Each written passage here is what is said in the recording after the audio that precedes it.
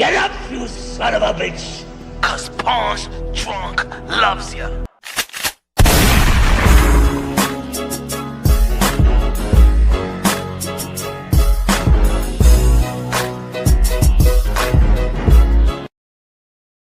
Yeah. You already know this is Pawn's Drunk Boxing, aka Mr. Moonshine himself, aka El Adobo, aka El Sazón, aka El Borracho, aka Café Bustelo, aka El Pastor de Boxeo. Ladies and gentlemen, good morning, good afternoon, good evening, wherever you're at this side of heaven. God bless you all. Oh, yeah, man, it's going to be a marathon talking about this Canelo Alvarez versus Terence Crawford. You already know September 13th, Allegiant Stadium, Las Vegas, Nevada. A lot of people picking that it might be an upset. People feel that Buck Crawford, the 4 division world champion, 2 division undisputed world champion, regarded for the past 5 years, pound for pound, 1, 2, 3, 4, 5. You can flip it around. Shout out to all the other pound for pound fighters. Shout out to Alexander Usyk, the 2 division world champion, 2 division undisputed. Shout out to now, Uwe, the 4 division world champion, 2 division undisputed. Shout out to Canelo Alvarez, the 4 division world champion, 1 division undisputed. Shout out to Bam Rodriguez, 2 division world champion, unified the titles. Shout out to Teofimo Lopez, the 2-time lineal champion. Shout out to Shakur Stevenson, the 3 division world champion, unified the titles in the super featherweight division. Damn. Who else? Nakatani. What else? They put David Benavidez in one of the pound for pounds, and he didn't got a world. He got a world title now. Shout out to Bivol, undisputed. Beterbiev, undisputed. Man, a lot of people going, hey yo, it's ramping up. People's talking about this fight too many times, but it is what it is. It's an event that a lot of people are going to be tuning in. Shout out to Netflix to be in the sport of boxing because ESPN just left the sport of boxing, a big platform. Shout out to Netflix. I don't know if they're here to stay for good, but it's good that we have at least one American platform, stream service, network interested in the sport of boxing. And hopefully, ladies and gentlemen, regardless who you got, if you got Bud or if you got Canelo, boxing in America is hanging on a thread. Boxing in America is hanging on a thread. So regardless who you got, Canelo Alvarez or Terence Crawford, Canelo Alvarez and Terence Crawford need to show up September 13th in Allegiant Stadium, Raider Stadium, Las Vegas, Nevada. Because if they lay an egg, like Floyd Mayweather versus Manny Pacquiao, that was supposed to be the fight of the century, icon versus icon, pound for pound versus pound for pound, legacy versus legacy, it gave a black eye to the sport of boxing that is still swelling. It's still black and blue. It still got ice on it. It still got meat on it. Pause. A lot of people went to the UFC after that. A lot of people went to the MMA after that. A lot of people abandoned the sport of boxing because we was waiting for that fight for a long time. We paid $100 for that. And it was supposed to be worth it. And it felt like a sparring matchup. And the people was very turned off by the sport of boxing. Around that time, the heavyweight division was not lit. It was boring with the Klitschko, and then Tyson Fury beat Klitschko, and then he went, you know what I'm saying, seek mental health, had drug addiction, but at the end of the day, Tyson Fury beating Klitschko did not ignite the emotions, the imaginations of the boxing fans. And the heavyweight division, remember, they used to say in the sport of boxing for years and decades that wherever the heavyweight division goes, boxing goes. So Manny Pacquiao and Floyd Mayweather laid an egg. The heavyweight division, it was kind of boring. And then it got picked up. Anthony Joshua started knocking people out there in the UK. Good resume. And the emergence of Deontay Wilder in America, a freak of nature power. We was waiting for that for a long time. He started doing this thing. and ignited some flame into the heavyweight division. And I'm gonna tell you like this: the fight that actually that we move into a new era, especially in one of the lucrative division in the sport of boxing, the welterweight division, was that night when Keith One Time Thurman did for Sean Porter. And by the end of the fight, regardless who you had, Thurman or Porter, in the Barclays Center, 16K, 16,000 almost sellout crowd gave a standing ovation. And right there, I say, yeah, we moving into a new era. We moving into entertainment. We moving into entertainment. Bud Crawford was doing his thing. Earl Spence was emerging. Now we're coming into a new era. The quote-unquote boring Floyd Mayweather era, which a lot of people was calling it, even though that he was showing high skillful, but it wasn't a pretty boy Floyd. It was the money man. We're moving into a new era. Then the crop of these fighters, the emergence of Gervonta Tank Davis and Teofimo Lopez and Shakur Stevenson, Ryan Garcia. People started marketing these guys as the new new kings, the four kings. If you ask Shakur Stevenson, he's like the Wilfred Benitez, the Fab Five. We seen Canelo Alvarez take over, put boxing on the shoulder out here in the North, especially in North America. Canelo Alvarez doing his thing got to the point where there was really no opponent for Canelo Alvarez but a David Benavidez fight, the fight that we've been asking for a pretty while now, and David Benavidez has been in position for that fight. One thing for sure is that we truly never asked for Canelo Alvarez versus Terrence Bud Crawford. We've seen undisputed bouts. We did see Jamel Charlo versus Brian Castano. We've seen the Caleb Plant versus Canelo Alvarez. Shout out to PBC. We've seen Crawford versus Earl Spence. Shout out to PBC again. Damn, PBC been doing their thing. Yeah, PBC got a lot of hate. But then they was giving us some undisputed bouts.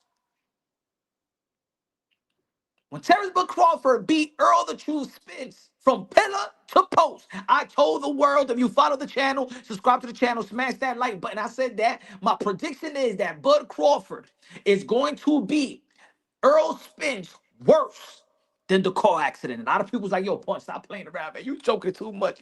Punch, stop it. It's not fair. Don't do that. Don't say that. Go check the archives. I said that Bud Crawford will beat Earl Spence worse than the car accident. And he did just that. He did, because we haven't even seen Earl Spence come back. Yo, put it this way, man.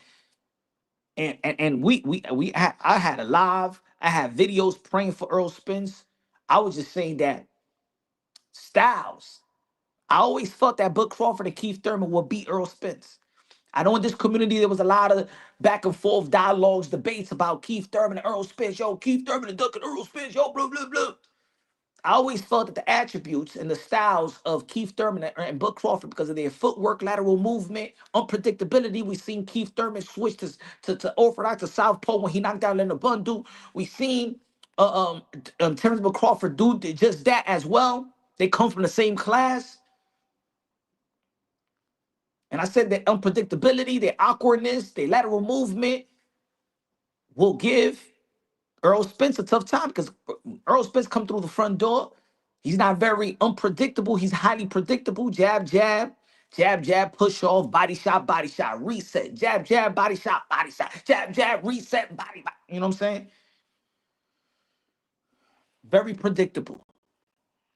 Very easy to time him. When Bud Crawford, he was the favorite to beat Earl Spence.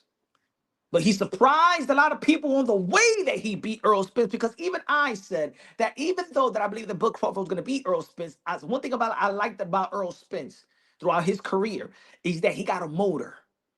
High volume punch, he got a motor. He just keep on coming, pause, just keep on coming, pause again. But the way that Bud Crawford beat Earl Spence, and Bud Crawford standing in the turnbuckle, and he was looking directly towards the undisputed 154-pound, the one that scraped his division, cleaned out his division, Jamel Iron Man Charlo. We was like, yo, that's the fight right there. The momentum of Jamel Charlo knocking out Brian Castano, the momentum of Bud Crawford knocking out Jamel Charlo's friend, Earl Spence, and the realistic tradition of daring to be great. That was the fight to be made. Jamel Charlo and Bud Crawford. The fight to be made in 168-pound division was David Benavidez, La Bandera Roja, the Mexican monster, the Ecuadorian monster, the Dominican monster. David Benavidez versus Canelo Alvarez. That's the fight to be made. That's the fight that we was asking for. As soon as Bud Crawford beat Earl Spence, the fight that we was asking for is for Bud Crawford to dare to be great and move to become a 3-division undisputed world champion versus Jamel Charlo. We didn't ask for no Canelo and Bud. We didn't ask for that. We did not ask for that, ladies and gentlemen.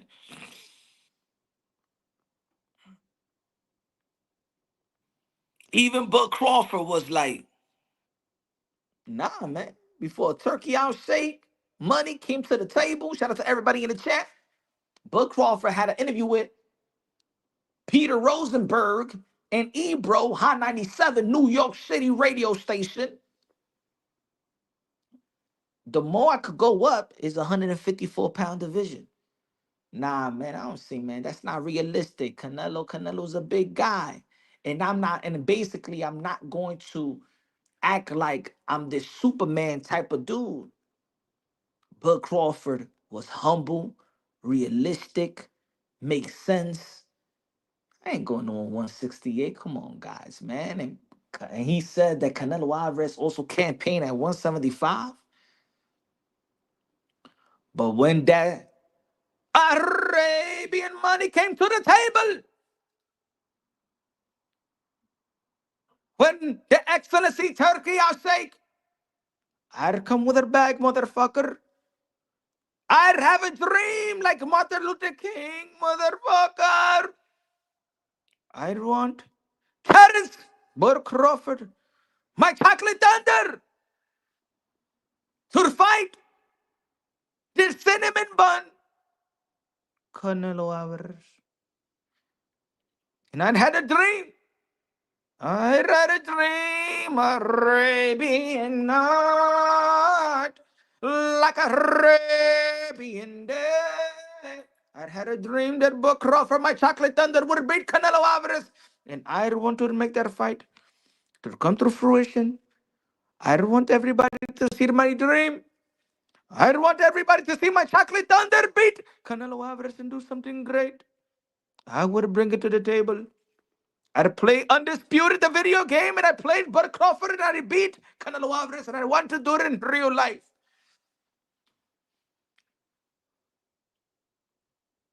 Now we got to be subjected to this fight. I believe that boxing has so many talent out there, so many skills, talent personnel. To be honest, the talent pool is very, very deep. Look at the 154-pound division. If you follow the channel, I said the 154-pound division, the most stacked division in the sport of boxing, the landmine division. Man, ain't easy there. You go to the 154-pound division, ain't no cakewalk in the 154-pound division. Go ask Terrence Bud Crawford, ask Jamel Charlo, ask Fundura, ask Lubin.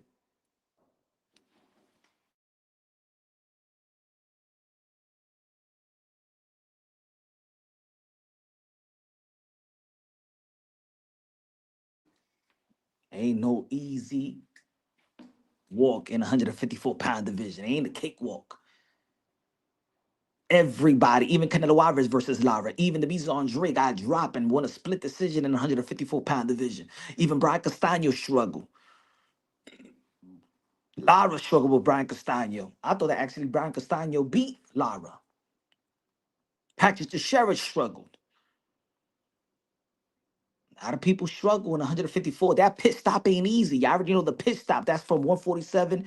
The pit stop at 154, and you make your way to the 160. Just like the lightweight, the pit stop is 140. You make your way to the 140 7-pound division. That pit stop at 154, man, ain't no cake for nobody.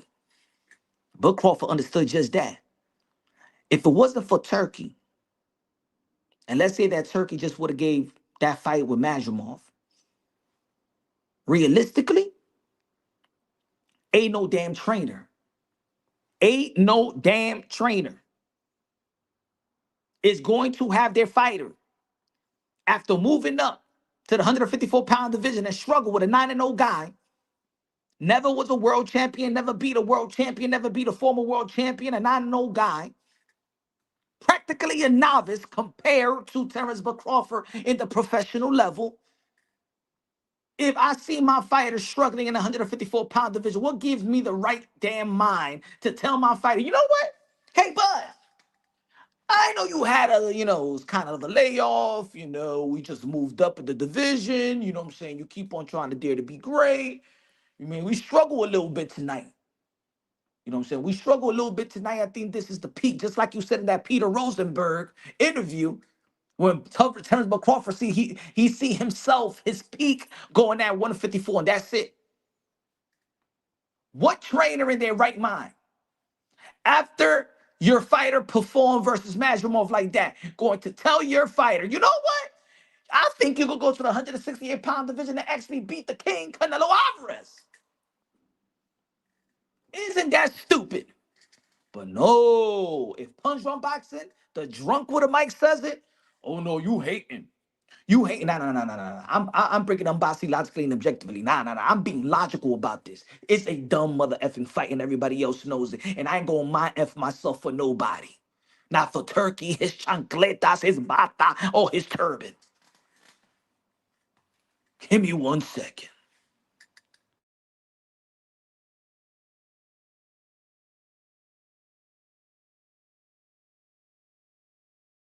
Give me 1 second, folks.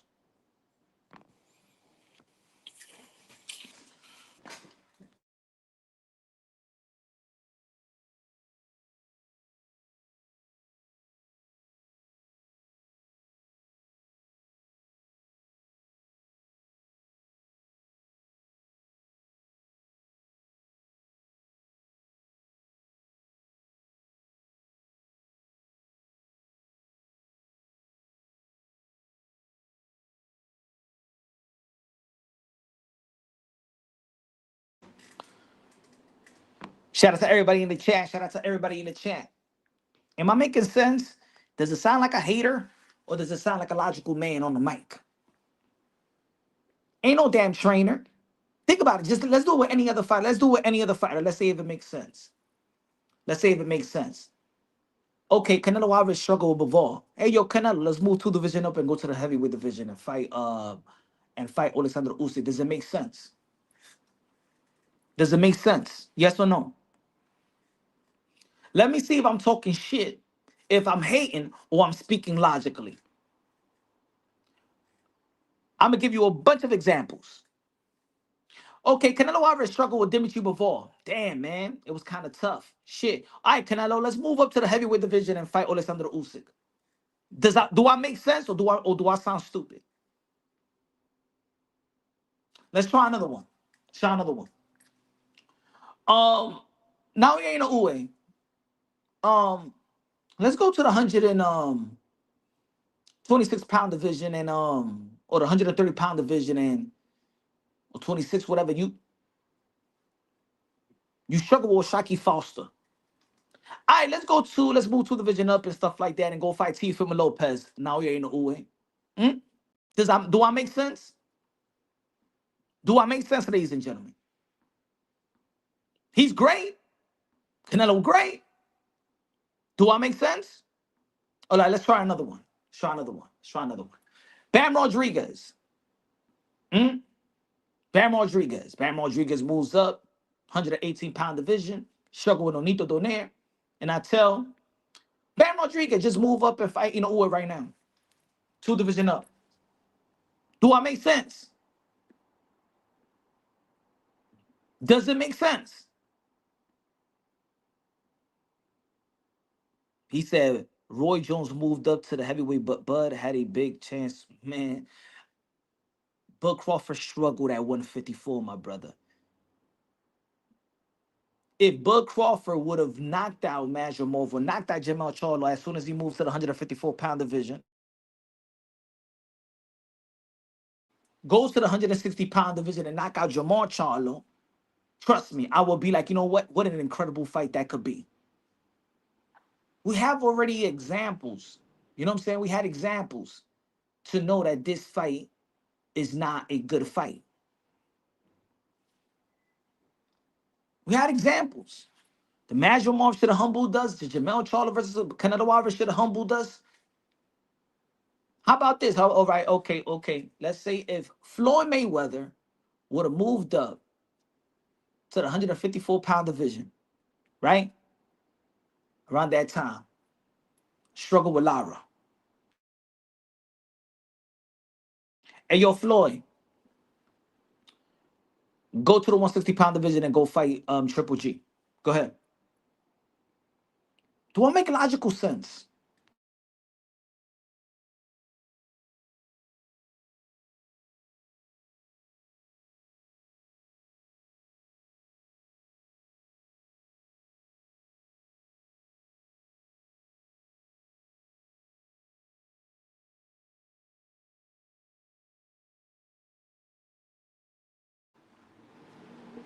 Do I make logical sense, ladies and gentlemen?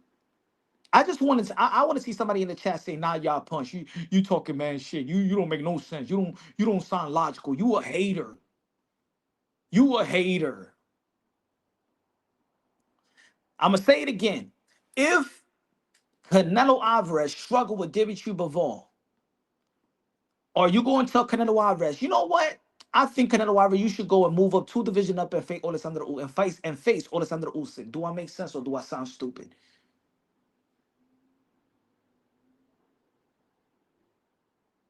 Hmm? Now he ain't move up and fight with Shaki Foster. You struggle. Ain't no, you know what? You know what? Now go to 140 and face Teofimo Lopez. Do I make sense? Do I make sense? So what makes you think this is it humbling? So what makes me think that Buck Crawford moved to 154 for the first time? He ain't faced Jamel Charlo. He ain't faced a champion. He faced Majumov, 9-0 guy. Struggled. Looked the ordinary.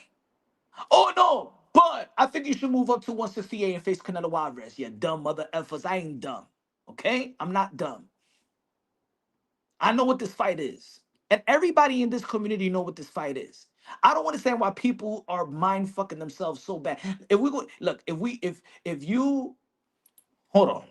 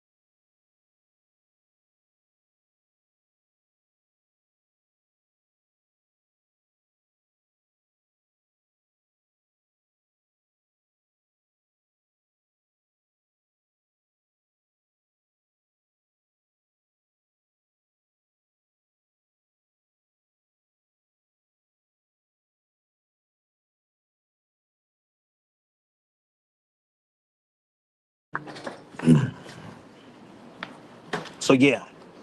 Let me see who's in the, let me see who's in the chat. Let me see who's in the chat. Let me see who's in the chat.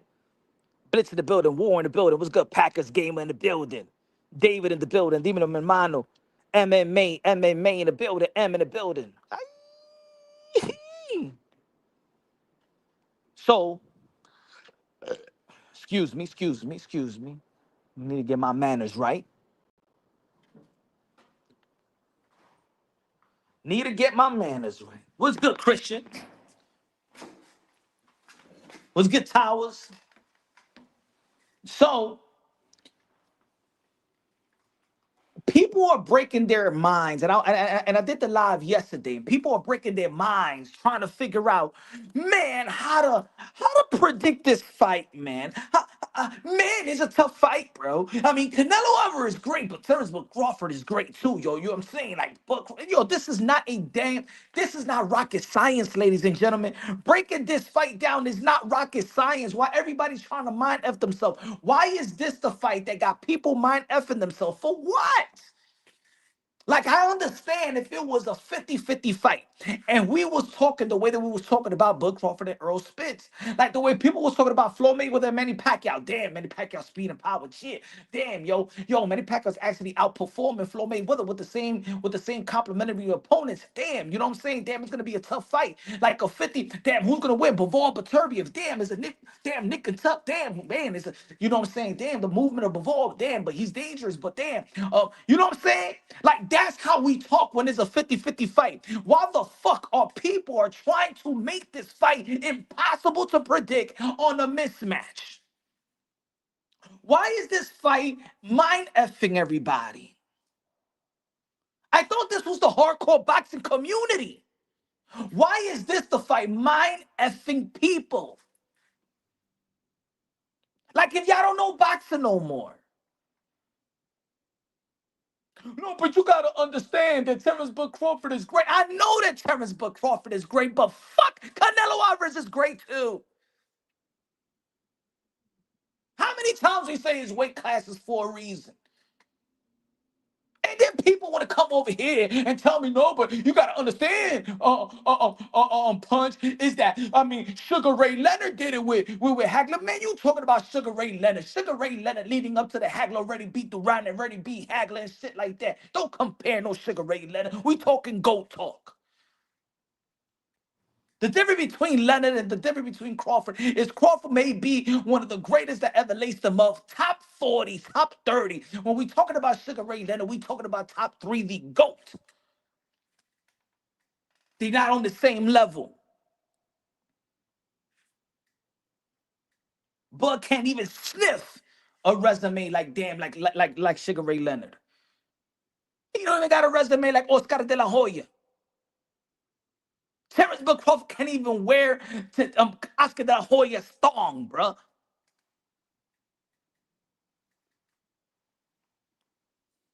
are you talking about, folks? Oh, you gotta understand, but no Punch. You know what I'm saying? You talking about power. I mean, look, there was fighters out there that beat Canelo Alvarez without power. Look at Floyd Mayweather. Don't compare no damn of Crawford with Floyd Mayweather. Floyd Mayweather? Floyd Mayweather's the 5 division world champion. Take a good look at Floyd Mayweather's resume. Floyd Mayweather's resume, Floyd Mayweather, you could split him in half, call him Pretty Boy Floyd and Money Man, and both of these motherfuckers got a better damn legacy than damn Terrence Bud Crawford. I'm talking about resume.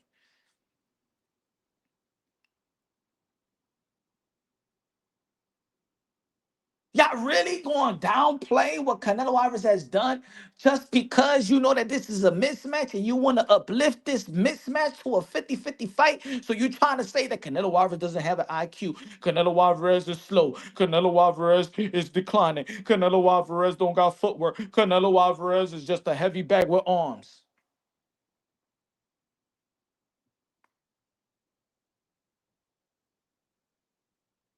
It's not about the skills. It's where you at. Look, I know you ain't no it got probably better skills than everybody in 130, but that doesn't mean he go to 130 and beat everybody. That doesn't mean he go to 135 and beat everybody. Just because he got more skills than probably Javante Tank David, that doesn't mean that Javante Tank David won't knock the crap out of Naoya Inoue. And I love now ain't no Uwe, but let's not put these people in an unrealistic point. We seen enough. We seen enough.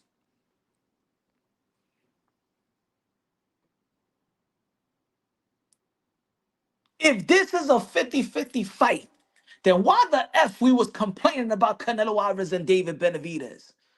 You telling me that Canelo Alvarez could cover 4 or 5 grounds? You telling me that if Canelo Alvarez need to fight the best 147 pounder and the best up and coming 168 pounder, and both of these motherfucker fights is 50-50 fights? Something is wrong. Something is damn wrong. Something is wrong, ladies and gentlemen. If a David Benavidez versus Canelo Alvarez is like a 50-50 fight, and Canelo Alvarez and Terrence Book Crawford is a 50-50 fight, damn, something is wrong in analyzing Canelo Alvarez. How the fuck is he fighting a giant, David Benavidez, a 50-50 fight, and he's fighting the little man, Terrence Book Crawford, and it's still a 50-50 fight? Is Canelo Alvarez every fight a 50-50 motherfucking fight?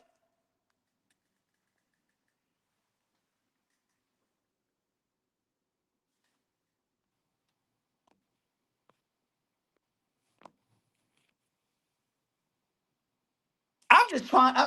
Let's, folks, let's make sense here. I'm trying to be the boxing content creator in this community that is let's make sense here. Has nothing to do with diminishing Terrence Bud Crawford. But people are desperately trying to diminish Canelo Alvarez to uplift a mismatch into a 50-50 fight and desperately mind effing yourselves to do so. Why? What are you gaining by downplaying yourself?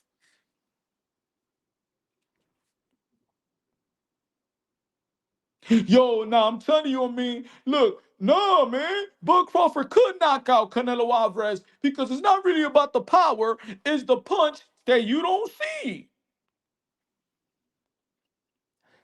That is super chat in the building. Boxing talk. Damon Omidamano said, what do you think that people like Coach Anthony and other credit level boxing people, not fanboys, say that you don't? Someone is clearly wrong, bro.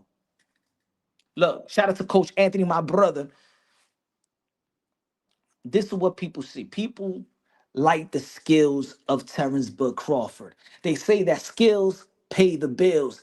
I could understand that as of late of their last fights, Canelo Alvarez and Terrence Bud Crawford, that Terrence Bud Crawford has performed and looked it better for the most part than Canelo Alvarez. People expect Canelo Alvarez to take out Berlanga, to take out William Skull, to take out Munguia, to take out Ryder. I understand that it looks like that Terrence Bud Crawford is better. Just like it looked like that Manny Pacquiao was better until he got in the ring with Floyd Mayweather. They ain't look all that. He ain't look invincible. It looked like,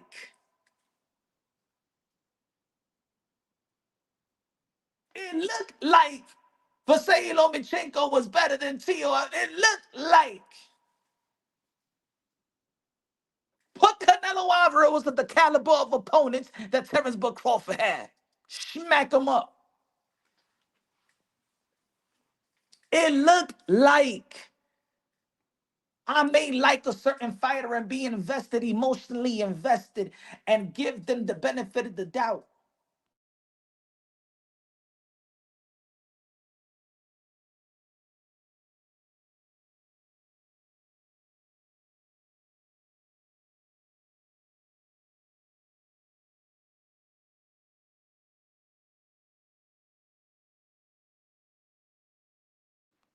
I did that mistake. I owned up to it. I owned up to that mistake. I thought that Jamel Charlo was going to challenge Canelo Alvarez. He was not the favorite. I didn't pick him to win, but I said that damn, Jamel Charlo is going to give him a run for his money. And I went to the fight and I got humbled.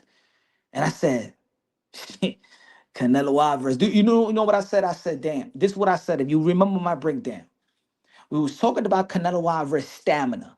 I said, if Canelo Alvarez stamina is good, that he's gonna win. He's gonna win. But if his stamina is lacking, like it did in the Dimitri Bivol fight, and like it did in the championship rounds of the Triple G fight, that Jamel Charlo has an opportunity to upset Canelo Alvarez, because I was stuck on Canelo Alvarez's stamina. But guess what Canelo Alvarez did that night? He showed that man didn't even want to sit in his stool. Stamina was the prime. If you remember Canelo Alvarez going to camp, he was running the mountains, he was running. He was emphasizing that camp in stamina. And he showed the world, I ain't even gonna sit down on the stool, that my stamina is up to par. In my opinion, it was good that he won 12 rounds with Jamel Charlo, because the only negative that I was thinking about Canelo Alvarez was his stamina. And guess what? That night, Canelo Alvarez's stamina was up to par. And if you look at my video, I said Canelo Alvarez is back to where he needs to be.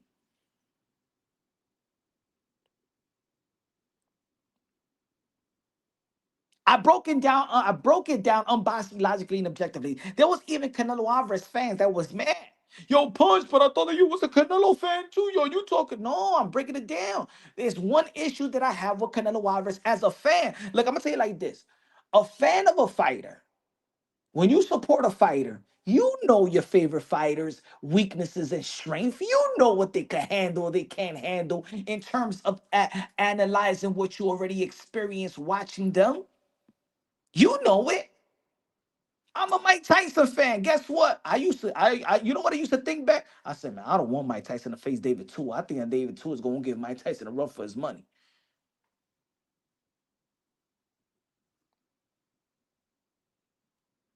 When I seen Canelo, I went to the fight and I seen Jamel Charlo and Canelo Alvarez before the fight. And then I seen how Canelo Alvarez rehydrate. If anybody was in that arena, you notice like, yo, Canelo Alvarez is rehydrated. Look, you could see it. Like, damn, Jamel Charlo don't look as big as Canelo Alvarez. And then you have to take into consideration the what people say. Take into consideration. You don't have to take every word, but take into consideration the people that's been in the ring with Canelo Alvarez. So Jamel Charlo said, damn, first he bulked up too fast. And he said that he wished he would have rehydrated. He wished he would have had a fight in between to fight, at least to fight, to prepare for Canelo Alvarez. This is an undisputed knockout artist who is bigger than Terrence Bud Crawford. But since people hate Jamel Charlo for whatever reason, they don't want to take his word for some consideration. Jamel Charlo landed two left hooks on Canelo Alvarez, and that did not do anything. Canelo Alvarez ate that and chewed his glove and chewed it out. If Jamel Iron Man Charlo, a knockout artist at 154, the most competitive division in the sport of boxing, couldn't even sting Canelo Alvarez, what the fuck you think Bud Crawford's gonna do? ¿Qué va a hacer el tigre, mi hermano? ¿Qué va a hacer el tigre? What the fuck Chocolate Thunder is going to do? Then you're going to have people saying, but you got to understand, Punch. No, no, stop it, Punch. You know that Jamel Charlo ain't no damn Bud Crawford. Who the fuck is Bud Crawford in his resume to tell me that he not on the same level? If we was talking about Jamel Charlo and Bud Crawford as the next fight after Bud Crawford beat Earl Spitz, now y'all want to talk about that Jamel Charlo and Bud Crawford is not nearly in the same level. Man, that's 2 pound for pound versus pound for pound. What the fuck is y'all talking about? What if the prediction? Good looking out boxing talk with the $5 super chat. Hold on, let me put it. What if your prediction was spot on with the fight, but you had the wrong fighter? What if your Charlo prediction turns out to be true with Bud? That's a lot of what ifs, my brother. In the end of the day, we don't know what's gonna happen. We're just predicting it unbiasedly, logically, and objectively. We already seen enough of Canelo Alvarez. Canelo Alvarez have 60 fights. We've seen enough of Canelo Alvarez throughout a course of a decade. We've seen enough of Bud Crawford. We know the pet peeve. We know that Bud Crawford is not gonna change. He's gonna be 38 years old. Canelo Alvarez is 35 years old. Ain't nothing too much these guys could change. If Bud Crawford is a dog, you can't teach a dog new tricks, an old dog new tricks. They say that Terrence Bud Crawford is a dog. We all know that you can't teach an old dog new tricks. What the hell is Bud Crawford going to do at the age of 38 that's going to be different than what we've seen?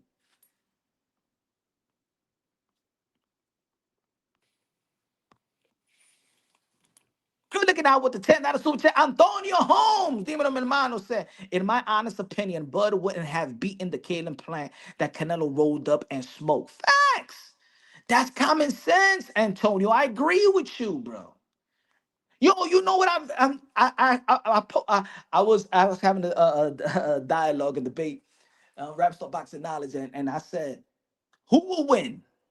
Demetrius Andrade and Bud Crawford. Do you know that fools was picking Bud Crawford to beat Demetrius Andrade at 168? Yo, these people are living in la la land.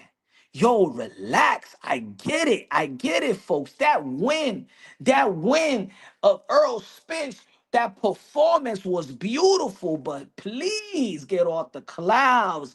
Get off the clouds. Jump back to earth. Jump back to earth. Jump back to earth, folks. Canelo Alvarez gonna whoop but Crawford. He's gonna tear him to pieces. He's gonna hurt him. He's gonna hurt him bad.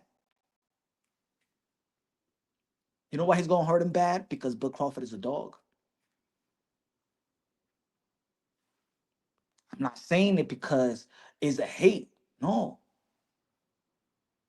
I'm not saying it because of hate, man. Bud Crawford is one of the best skillful fighters in the sport of boxing. But just like Thomas Hearns was one of the best skillful fighters, he got done in 3 rounds by Hagler. Roberto Duran is regarded top 5 in the history of the sport of boxing. He got done in 2 rounds by Hearns. Ain't about just skills, bro. It's size too. But Crawford ain't going to 168 to face Edgar Berlanga. He ain't going to 168 to face Sullivan. He ain't going to 168 to face Diego Pacheco. Even Diego Pacheco probably would be but at 168. He's going to face the king, you mother effers. The king, maldito palomo, ustedes.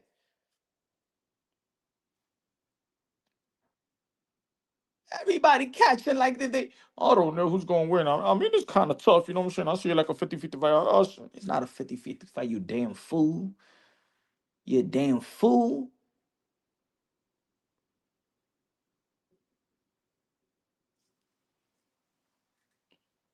Earlier today, dropped the video. Let me see if I got the thing. Hold on. Give me a second. I dropped the video earlier today, and I said, have you noticed that nobody ran from Bud Crawford in the ring? Have you noticed that people will run from Canelo Alvarez? How much a dangerous and a dog that Terrence Bud Crawford is? Ain't nobody never ran from Terrence Bud Crawford. Y'all notice that? Ain't nobody ever switched up who they are versus Terrence Bud Crawford. Earl Spence went at him. Kell Brook went at him. Even Amir Khan went at him. David Avedisian went at him. Sean Porter went at him. Gamboa went at him. Even Jose Benavidez Jr. went at him. You notice that nobody runs from Terrence Bud Crawford, even though that he's a dangerous and a dog. But when Canelo Alvarez, William Score ran like a bitch. Jamel Charlo did not go for the gusto like he did in 154. He changed he changed his approach. Even Edgar Berlanga was kind of different in that fight and using his footwork, like we never seen truly he'd use his footwork, trying to fight at the outside. People switch up when it comes to Canelo. Not all of them, but they be switching up. Nobody ran from no damn Bud Crawford. Even when Buck Crawford was putting hands on these people, they still was. Me and Machine ain't back up from Buck Crawford. I ain't lying. See, I'm not lying. Tell me one fighter that ever that's oh shit, I'm gonna fight on the outside. Not even Victor Poster. Go watch that fight. Go watch the 12 round of that fight. Go watch that fight with Victor Poster. Not even Victor Poster ran from the dude. Nobody runs from Crawford. Nobody run from them. But we seen people run from Canelo. We seen people switch up with Canelo. We seen it.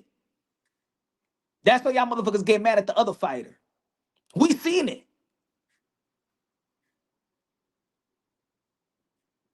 We seen people switch up. Nah. But Crawford, he ain't gonna switch up. But Crawford ain't gonna do what William Skull did. But Crawford ain't gonna do what Jamel Charlo did. All right, so be a dog and get knocked the fuck out. Punch Drunk is an absolute clown. Why? Because I'm speaking the truth.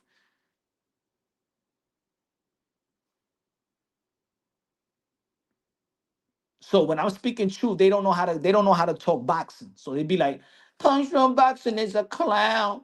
Punch Drunk Boxing is a goof.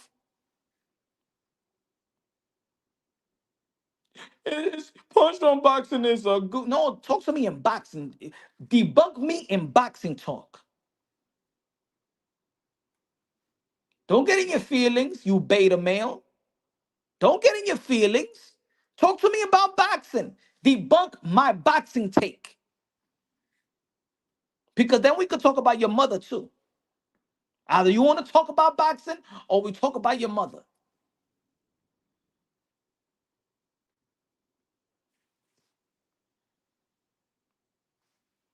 Because I'm the roast king.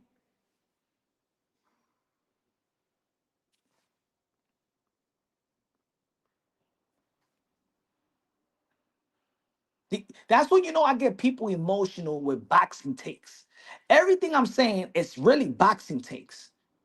Has anybody run from Bud Crawford? No. Who did Bud Crawford beat that made you think that he could move to 168 and face Canelo and beat Canelo Alvarez? What did he do when he moved up to 154? Did that give you confidence enough? If you was a trainer, oh yeah, I think, hey yo, champ, I think we could move up to 168 and beat Canelo Alvarez after Majimov. See, I'm breaking unbiased, logically, and objectively. This is logical talk. People acting like they're Bud Crawford's mistresses. Talk to me about boxing. Ain't personal with punch drum boxing. Stop acting like you like you Terrence Crawford baby mama. Talk to me about boxing. Because all I'm talking boxing, I'm just breaking down Canelo and Terrence Bud Crawford. Outside of that, Terrence Bud Crawford is great. Canelo Alvarez is great. I'll be saying the same shit if it was Canelo Alvarez versus Alexander Usyk. I'll be saying the same shit. If after Dimitri Bivol, or Canelo Alvarez go to fight Alexander Usyk in the heavyweight division and people trying to convince me that this is a 50-50 fight, I'll be saying the same stuff. If Canelo Alvarez struggled with Dimitri Bivol and he moves up to face Alexander Usyk, he moves 2 divisions up to face Alexander Usyk, and you trying to convince me that Alexander Usyk and Canelo Alvarez is a 50-50 fight, I'll be saying the same shit I'm saying about Terrence Bud Crawford fighting Canelo Alvarez. I'll be saying the same shit about Canelo Alvarez fighting Alexander Usyk. If you try to be stupid and try to insult my intelligence, because that's who I have a beef with. Is one thing that I take certain personal. One thing that I don't like, I could troll, I could have fun and stuff like that. But one thing, ever since I was young, I just don't like. I don't like when people try to insult my intelligence. Don't insult my intelligence, bro. It's like you spitting in my face while looking at me. Why are you trying to insult my intelligence? Just be real. Just be real. You picking Bud Crawford because you picked the underdog and you don't like Canelo. Cool, you a fan. But don't break it down like Bud Crawford going to beat Canelo. Just tell me that this is what you want to see.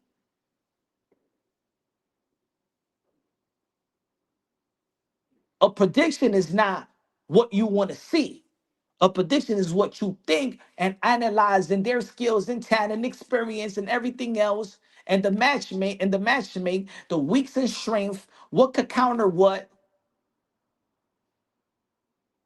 and you make the prediction off that. E got in the building with the $2 super chat says, I'll bet 1K for Canelo first round knockout. Whoa, left hook. Hope you win, bruh. Good looking out, bruh.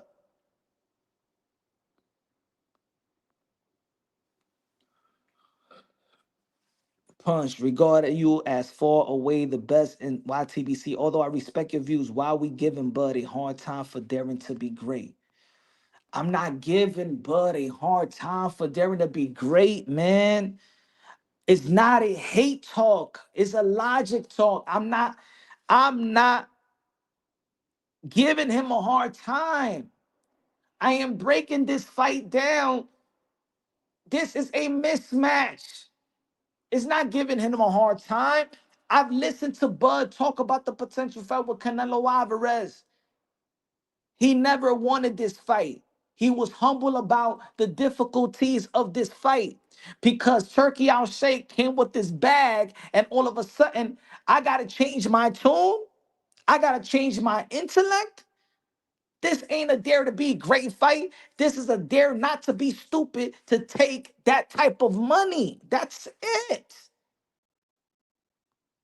Now, if Bud Crawford back then would have said the same shit he's saying now, and he would have said it back then without the turkey out shake money on the table, then I would have said, yo, Bud Crawford been keeping it consistent.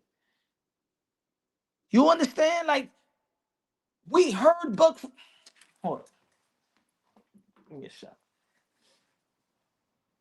Let me see if I got it here. Hold on. Let me see if I got it here. Let me see.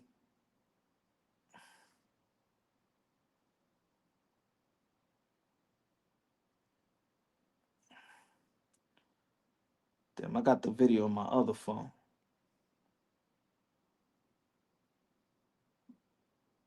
Let me see if I got it here. Give me a sec.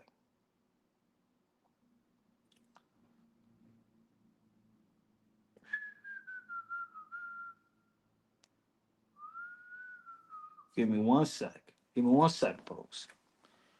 Let me see if I can put it here. Hold on. And we're going to be talking about, also we're going to be talking about, let me upload this video. We're going to be talking about this, reports just 30 minutes ago. Shakur Stevenson versus Teofimo Lopez negotiations is making progress for January fight. Boxing Scene just reported half an hour ago. Shakur Stevenson versus Teofimo Lopez negotiations is making progress for January fight. So for those channels that was talking ish about T.O. that he wouldn't fight, man, his resume speaks for itself. His resume speaks for itself. Anything, any time he pulled out was all business. Had nothing to do with the fighters that was on the table. It was all business. Hopefully, they secure this fight. I believe it's a great fight. I believe that, a lot of people will feel like it's a 50-50 fight because of the momentum that Shakur Stevenson got. Teofimo Lopez got great momentum as well. People always gonna try to analyze which Teofimo Lopez is going to show up because a lot of people feel that Teofimo Lopez performed to the level of his opponents. But if Shakur Stevenson is all he that pound for pound fighter and a great fighter of this young generation, then Teofimo Lopez is going to perform to the level of his competition, right? But let me try to upload this video. Give me a second. Let me see if I got it here, bro.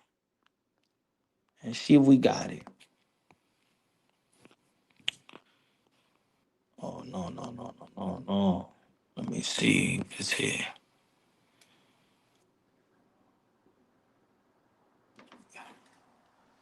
Give me a sec. All right. Give me a sec. Give me a sec. Give me a sec.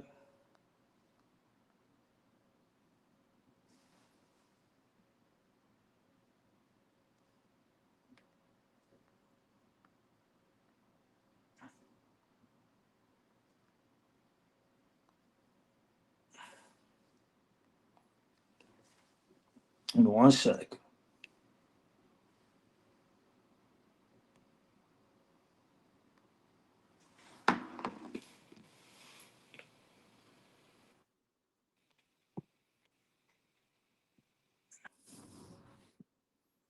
Yo, let me know if y'all hear me. Hold on. Let me know if y'all hear me. Give me a sec. Let's play this. Let's play Bud Crawford again for the new people on Punch Drunk Boxing. This is Bud Crawford before the turkey I'll shake money. Hold on.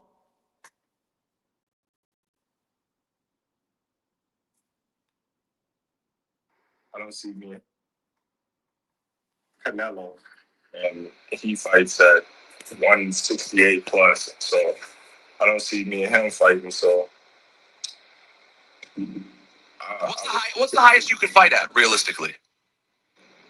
I would say 154 realistic. 54. You know, So them boys get big up there. Them boys get big, and I'm not a person to you know toot my own horn too loud to be able to say, oh, well, I can beat the world.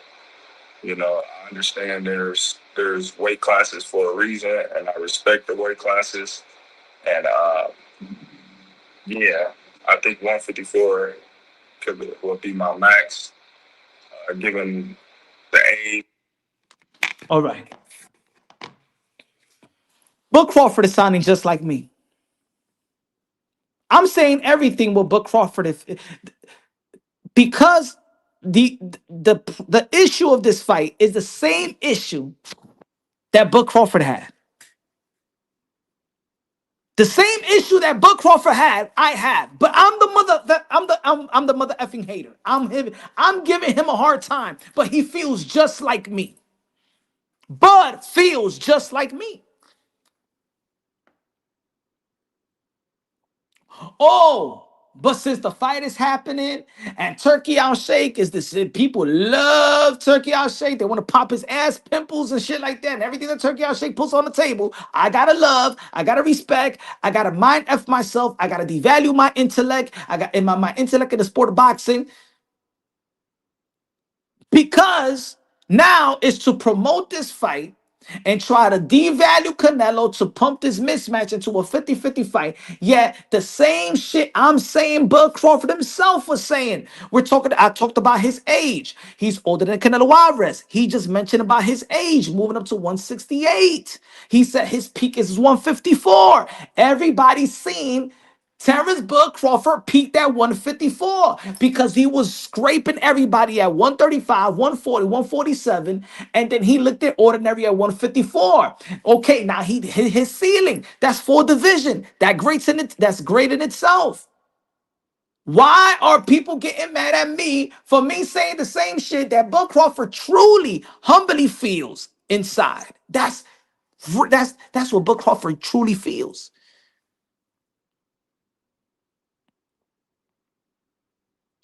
G-Ball said Bud is setting the fight to make sure it brings excitement. That's all. I get it. I'm not knocking Bud Crawford for selling. I'm knocking y'all. I'm knocking the people that's being mind effed and not knowing what the hell is going on. But yet y'all call yourself hardcore boxing fans and get mad at people like me because I'm breaking it unbiased, logically, and objectively.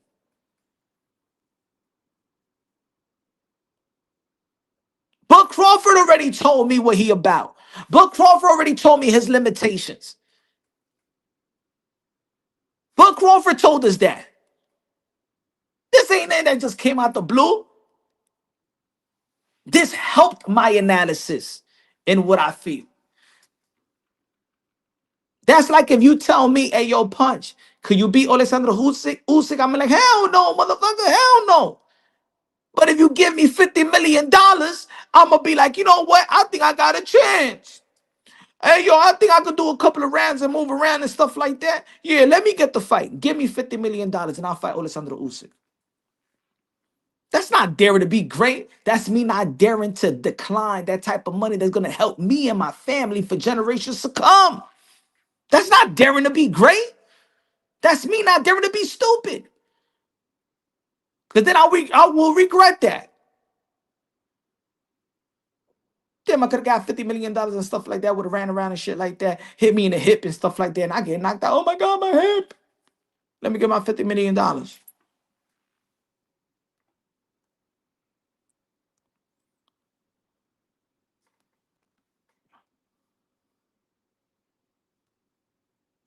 Coño. Hold on. Boxing talk. What the $5 super chat says is not competitive at all to you. How it's going in your mind? What's your breakdown? How the fight goes from the start to finish? Damn, I've been breaking this fight down for a while. Boxing talk. How I break it down is that is a fill out round in the beginning. Canelo Alvarez never rushed into his work because he's a 12 round. He's a 12 round fighter. We haven't seen Buck Crawford too many times in the championship round in the 10th and the 11th. I mean the 11th and 12th round. We haven't seen too many of that. So he's gonna be new to that, the highest level for a long time. He did that with Mazurov, but before that, how many times we seen Terrence Buck Crawford go to the 10th, to the 10th, 11th, and 12th round? Canelo Alvarez is very familiar with those rounds. I think that Terrence Buck Crawford, who doesn't throw high volume punching, is not a high volume puncher, is not going to overwhelm Canelo Alvarez. There ain't nothing there is no Terrence Buck Crawford tools or approach that's going to overwhelm Canelo Alvarez.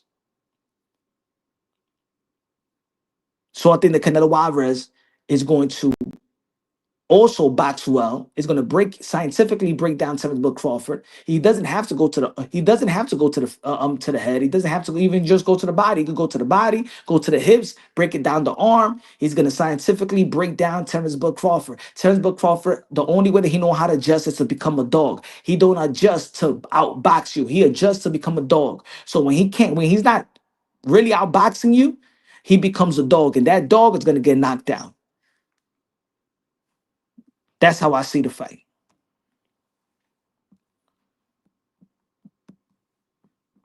Give me one shot. Give me one shot.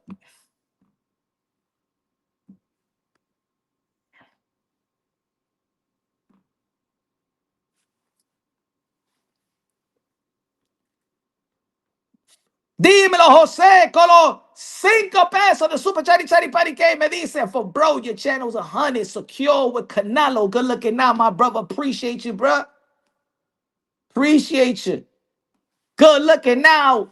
Con los cinco. Good looking now with the cash app, my brother. Said for Canelo should match Bud's purse and bet it with him. We know he ain't gonna do that. We know he ain't gonna do that. Good looking out with the cash app, my brother. We know he ain't gonna do that. We know he ain't gonna do that.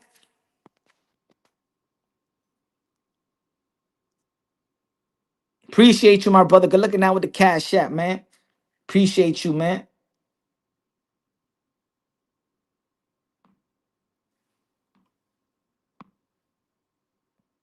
Gracias, mi hermano.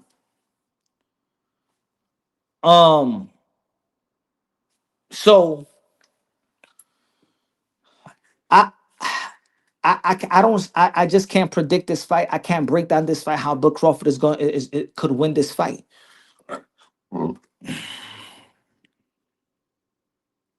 I don't know how could end. I truly can't predict this fight. It's the only way that I could predict that Terrence Buck Crawford beats Canelo Alvarez. It will have to think. I will have to break this down. Like Canelo Alvarez is a shot fighter, has declined significantly, more than 50%. I truly feel that people that pick Terrence Buck Crawford truly feel like Canelo Alvarez is like a bum or something. I truly feel that. Like I don't. maybe they lost respect for Canelo Alvarez. Maybe Canelo Alvarez has been great for such a long time, and they just want to see something great. They just want to see, they just rooting for the underdog. I could tell. Put it this way. Put it this way. What's the coincidence here? Check this out. What's the coincidence? And I know a lot of people don't want like to bring race into it, but check this out. Ring Magazine posted this. Expert picks. Team Canelo and Team Crawford. What do you see here, folks? Let's be real, let's be honest. And it could be both sides too. What do you see here?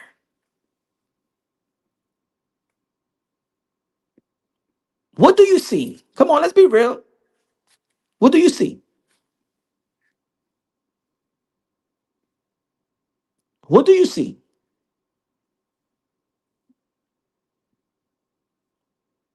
At least Shane Mosley, a brother, is picking Canelo Alvarez. But look at Team Crawford. Look at the people that's picking Bud Crawford to win. Is it that most people that's picking Bud Crawford is because they identify with his race? Is it that? Is it that people picking Bud because he's black and you black and you just want the brother to win? Let's be real. Let's be real. Let's be real. Because I also see it in my comment section. Shout out to hey yo, if y'all want to follow me on TikTok, I'm on TikTok now as well. Um, I see on my comments on TikTok, I see the people that disagree with me on this fight on my comments. I see the people. I read the comments. I read a lot of my comments. I'm not one of these shiesty dudes, and I answer back. 95% of the people that is going for Bud Crawford and try to say, "Oh, you don't know what's going. You shut up. You're gonna shut your channel down." All that is brothers. It's black people, and it's all right. It's okay. Because I know if a Puerto Rican fighter was fighting, there's going to be a whole lot of Puerto Rican fighter that's going to support the Puerto Ricans.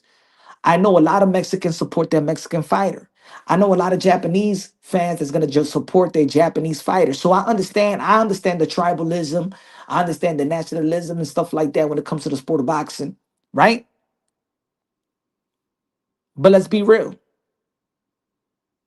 Let's be real. Is it that you know that Canelo Alvarez is going to whoop Bud Crawford, or you know that really that Bud Crawford got a slim chance in beating Canelo Alvarez, but you only picking Bud Crawford because you identify with his race?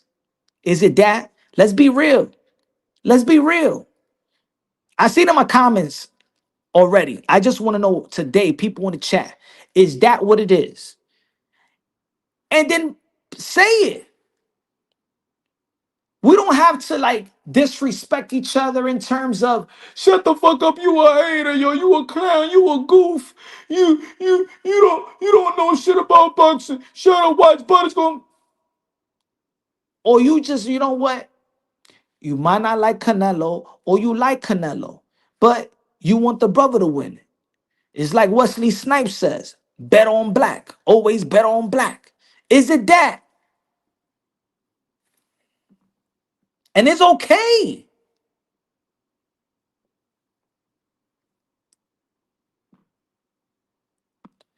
Dímelo, José, con los 5 pesos de Cachiape.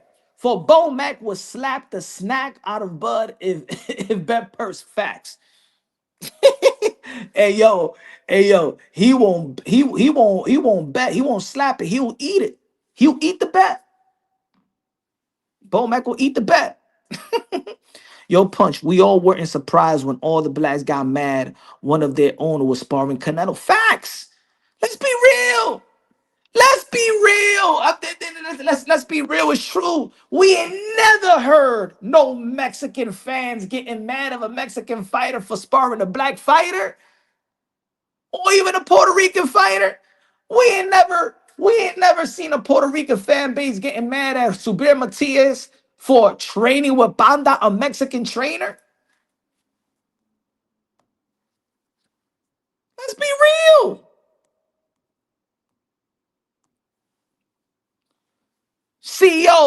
COE Films with the $5 super chat. God bless you, bro.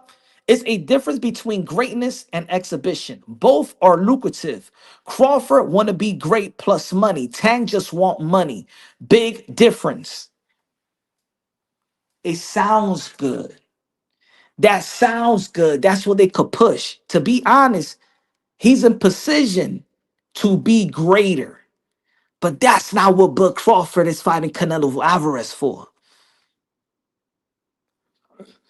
It looks that way. It seems that way. But Bud Crawford wouldn't even think about facing Canelo Alvarez if it wasn't for Turkey Out Shake's money. CO, this is Bud Crawford right here. Before Turkey Out Shake came to play, my brother. I'm a play it again for those who haven't heard it. Hold on.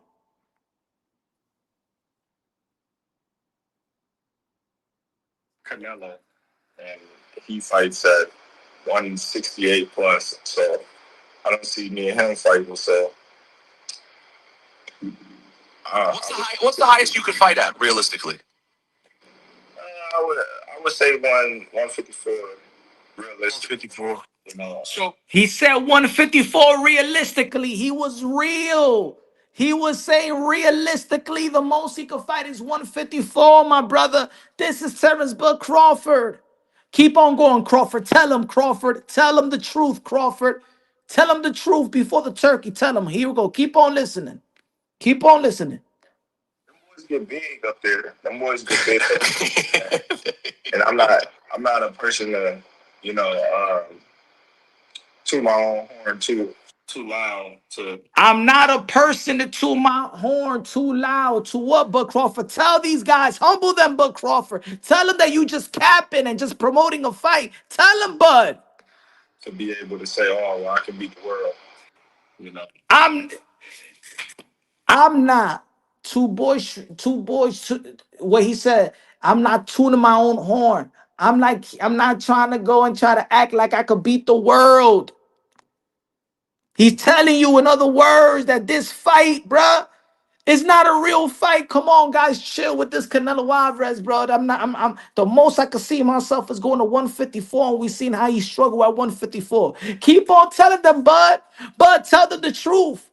Don't make me look like I'm a dumb out here, Bud. You know behind the scenes, Bud Crawford. You agree with Punch Drunk Boxing, and you looking at these boxing fans thinking they're stupid. Go ahead, talk to them, Bud. I understand there's weight classes for a reason. Damn, Bud, tell them. You understand that there's weight classes for a reason. Hold on, I don't know they're hearing you, Bud. But they calling me a hater, Bud. Terrence, Bud, Crawford, tell them. They're telling Punch Run Boxing that I don't know what I'm talking about. Tell them. Hold on. Tell them, Bud. Tell them, Bud. Hold on. Tell them again. And say, oh, I can beat the world. You know, I understand there's weight classes for a reason, and I respect the weight classes. Damn, Bud, do you respect the weight classes? I don't think they respect the weight classes. I respect the weight classes, Bud. Do you respect? You respect the weight classes. I don't think some of the people in the chat, they don't respect what you're saying, Bud. But I respect it, right? I respect what you're saying. We make sense. We think alike, Bud. Keep on talking to them, Bud. Keep on talking to them. Keep on talking to them. Yeah, I think 154 will be my max. You think that 154 will be your max? Hey, yo, Bud. I've been telling them, Bud. I've been telling them. We all saw that you capped that 154 with Majimov. So I ain't gonna disrespect you and try to push you to go to 160. And it's for sure I ain't gonna push you to go to 168, Bud. You just told me that your max is 154, and that came into play, that came in through fruition because you did look ordinary at 154 versus a 9-0 guy. See, I'm making sense, but I don't know if these people making sense. I think that they just want to see the impossible. Go ahead, but tell them the truth and tell them about your age. Hold on. Given the age. Given my age, Bud Crawford broke it down in every level for you. Due to his age, he don't see him going past 158, 154. He said he will cap at 154. We seen him cap at 154. He don't see himself fighting Canelo. He knows that he's not trying to be Superman. He knows the limitations. He respects the weight classes. He sounds just like me. Why are you going against me? And why are you going against the humble Bud before there's a turkey I'll shake money on the table?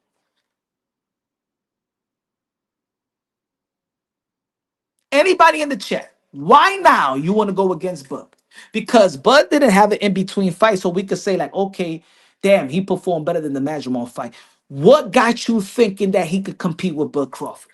I mean, with Canelo Alvarez. Please, I'm reading the chat right now. Please answer. Now I want you to debunk me and Bud Crawford. I want you to debunk me and Bud Crawford. Tell me what y'all seen of late that tells you shit. Bud Crawford could go up to 168 to beat Canelo Alvarez. Please. I know that. Come on, I know there's some Bud fans out here. Come on now. I'm reading. Let me see. Big fast punch. They can't even accept the truth. Here's the evidence. Facts.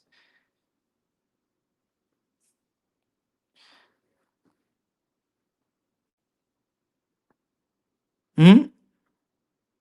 Anybody in the chat, can you please debunk me and Bud Crawford? Because there's people out there that's calling me haters that I'm saying what I'm saying. But I know the reason why I'm saying is because I'm not willing to mind F myself. I look, the positive about this, like I said in the beginning of the live, I said that the world will be watching this fight. And I'm glad that there's going to be a tons of eyeballs looking at my favorite beautiful sport. Right?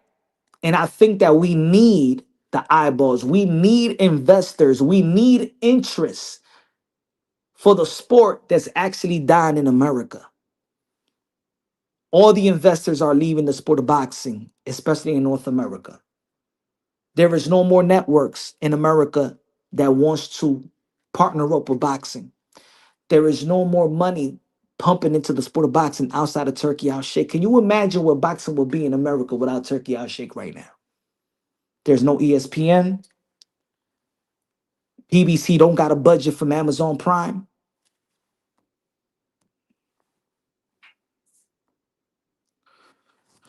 CECOE Films. So when Tio was looking for Bud, it was cool according to you, Punch. But Bud just want money. Can't be on this and that now. Now, okay, let's talk about that.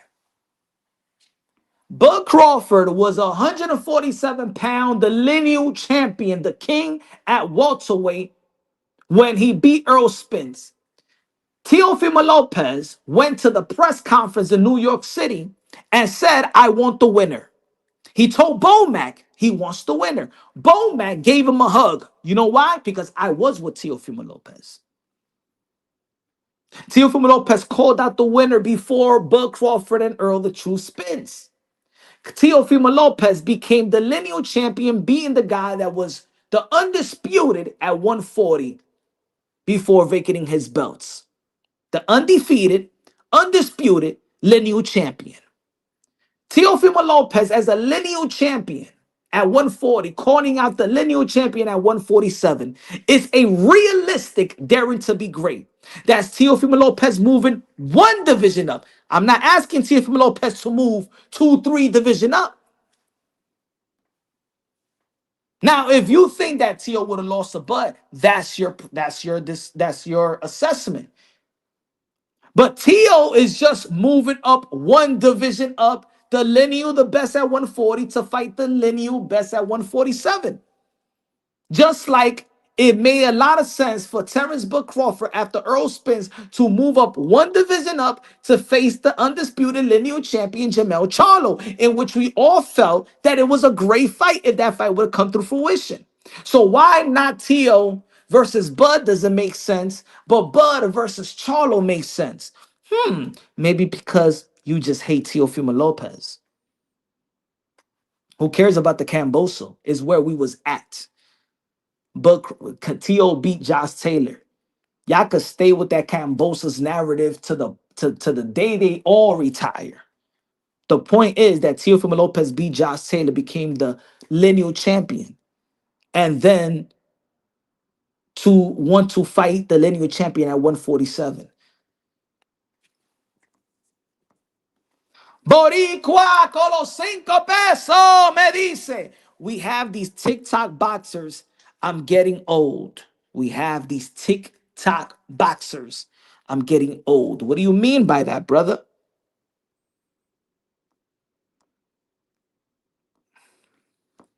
Good looking out, bro. I didn't say undisputed. I said that Josh Taylor was undisputed and never lost his belt. He vacated his belts. That's why Teofimo Lopez is lineal champion, because Josh Taylor was lineal champion. I don't know why y'all trying to mind F yourselves. Why y'all mind effing yourselves? Because it's Tio? I mean, the Tio get your feelings hurt because he said where the liquor at? That's why? Okay, I understand. I understand. I understand y'all don't like Teofimo Lopez. I understand the whichever what he said, whichever monkey want to eat the banana. I understand why y'all hate Teofimo Lopez. I understand. But the facts is that Teofimo Lopez is the lineal champion at 140, and at the time he called out Bud Crawford, he was still at 147.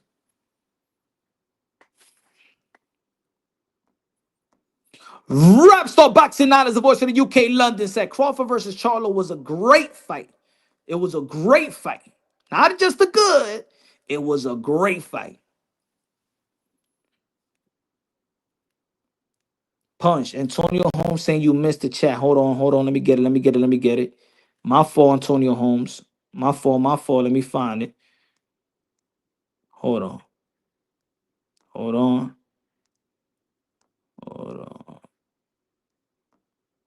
Got it. Good looking at Antonio Holmes with a $5 super chat says, bro, this fight is going to be like Haney Garcia minus the Osterin. Oh, shit. Canelo Alvarez going to whoop him from pillar to post. I agree with you, bro.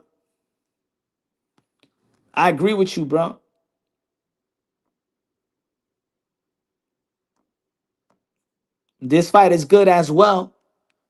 Fedora versus Thurman.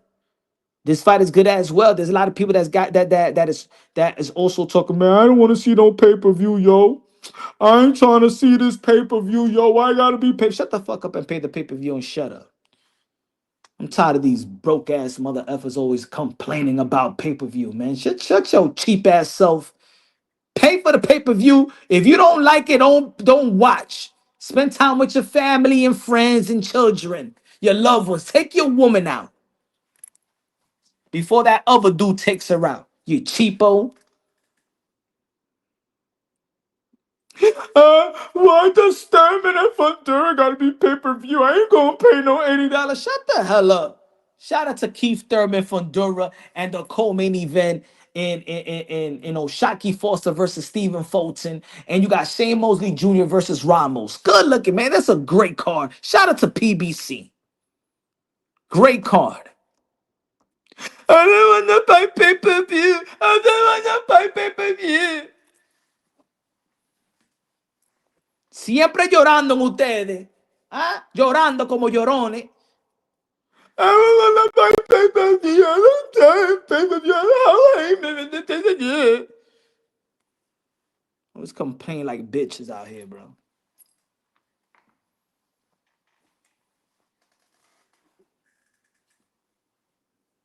I guys be going to the grocery store and shit like that. I don't want to pay for the gallon of milk. Last year, the gallon of milk used to be $3.69. Now that shit is like $5. I don't want to buy that. I'm not gonna put gas. I'm not gonna put gas on my car. Why? Why? Shut the fuck up. If you don't want to put gas, the gas is 450, motherfucker. You don't want get the fuck out of my gasoline station and get your cheap motherfucker. Put water on your car, motherfucker. You in the club and shit like that. You want a bottle of water, and they tell you it's $5. Come on, man. Yo, for real, man. $5? Come on, I could get this same spring water for $1 across the street in the deli. So get the fuck and go to the damn. Get out. Vete de aquí. Pues vete para la bodega y vete de aquí. Las botellas de agua son $5. It's capitalism, baby. That's it. Always complaining. PBC pay-per-view is too much. It's too much. It's too much. Tired of y'all complaining about pay. Every year, every event is always look what PBC doing, yo. Look, this the reason why I don't like PBC. Watch about to and then y'all all watching the tank fight. Y'all end up watching the tank fight. These greedy ass, fake ass channels always complaining about, I ain't gonna watch, but then they go live. Then they go live on the night of the fight. They go live. They complain about the pay-per-view price, but then they go live.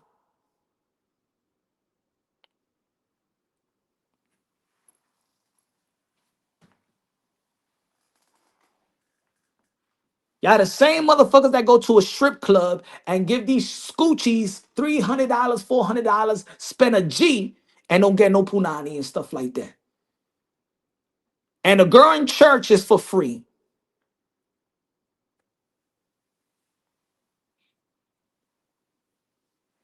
You thieves. That's the reason why people leaving the sport of boxing. Ain't even about the price.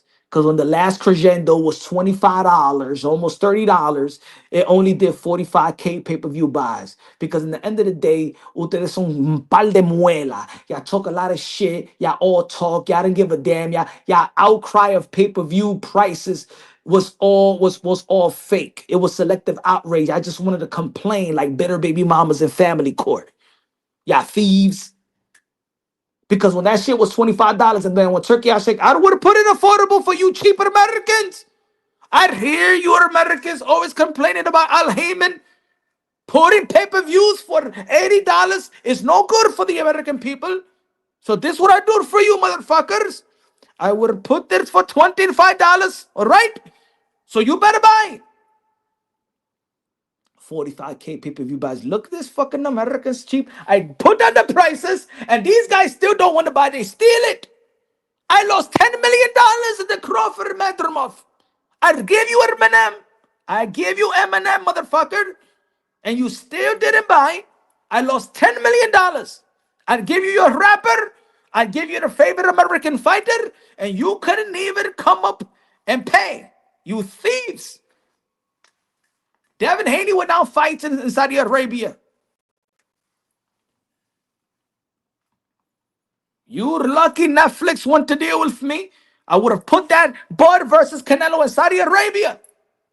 I don't want to do no business with Americans. You are cheap. You complain and don't buy nothing.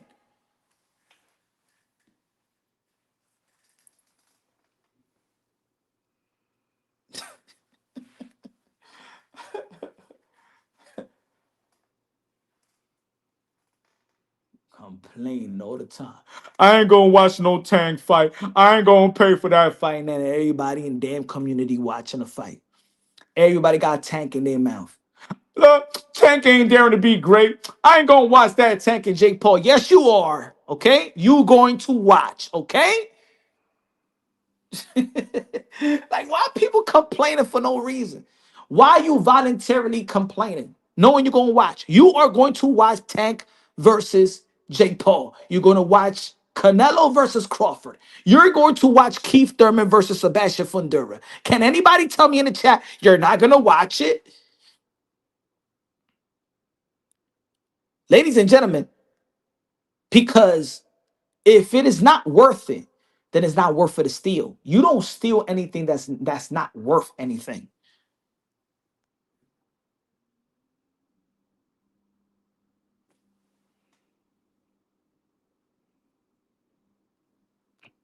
If shit ain't worth it, you don't steal it because it's not worth nothing.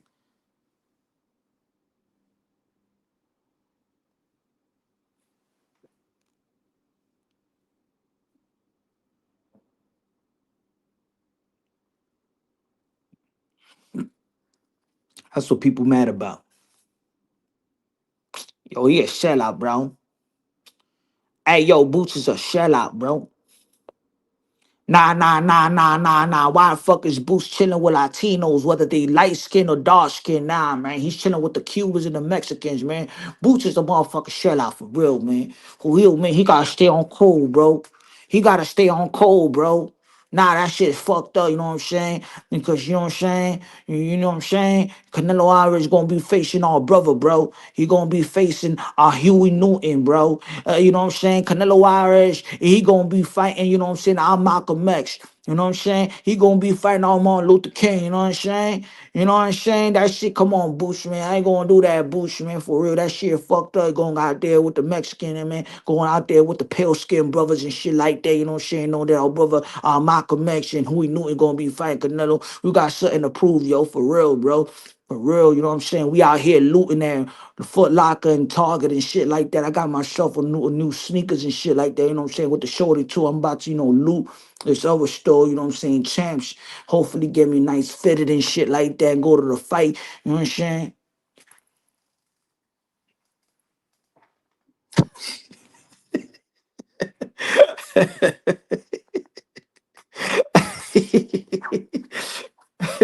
Come on, Boost, you know what I'm saying? Like for real, Boost, you know what I'm saying? You the man, for real, yo. You know what I'm saying? You remind me of like Buck Crawford. I go and show Canelo have them looks, you know what I'm saying? You gonna be sharp as hell, you know what I'm saying? I got money on this shit for real, Boots. You know what I'm saying? I even copped the Timberland boots when I looted and shit like that. I was thinking about you because I felt, you know what I'm saying? You know what I'm saying? We from the same colored skin tone, you know what I'm saying, Boots?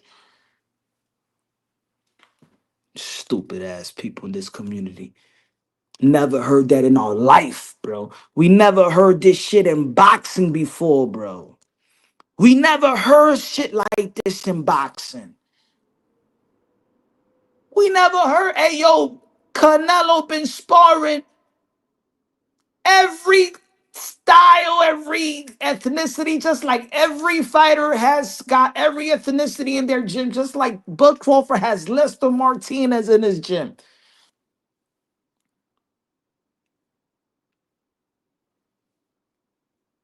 And you got race baiters. He sold out. That's all I can say. He sold out. He sold out.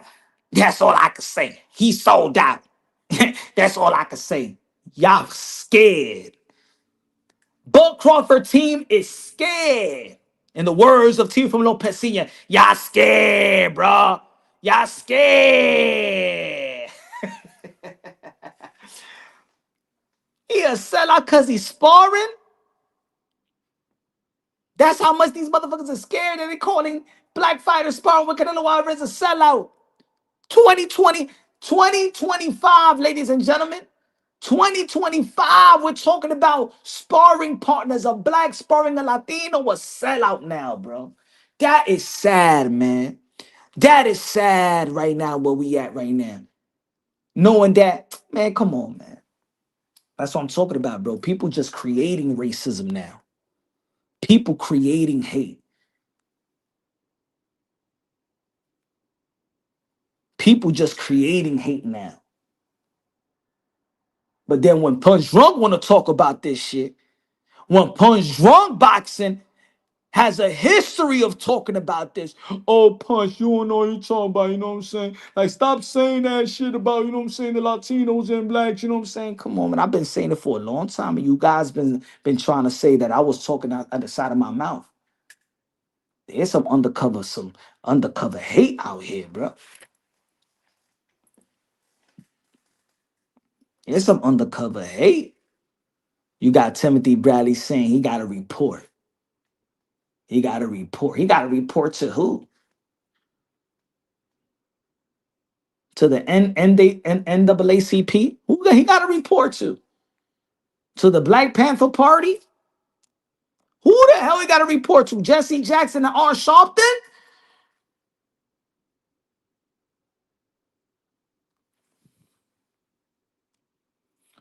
Boricua con los 5 pesos me dice. Good looking out. God bless. She said, what do you think about Subriel turning down Turkey fighting that white guy?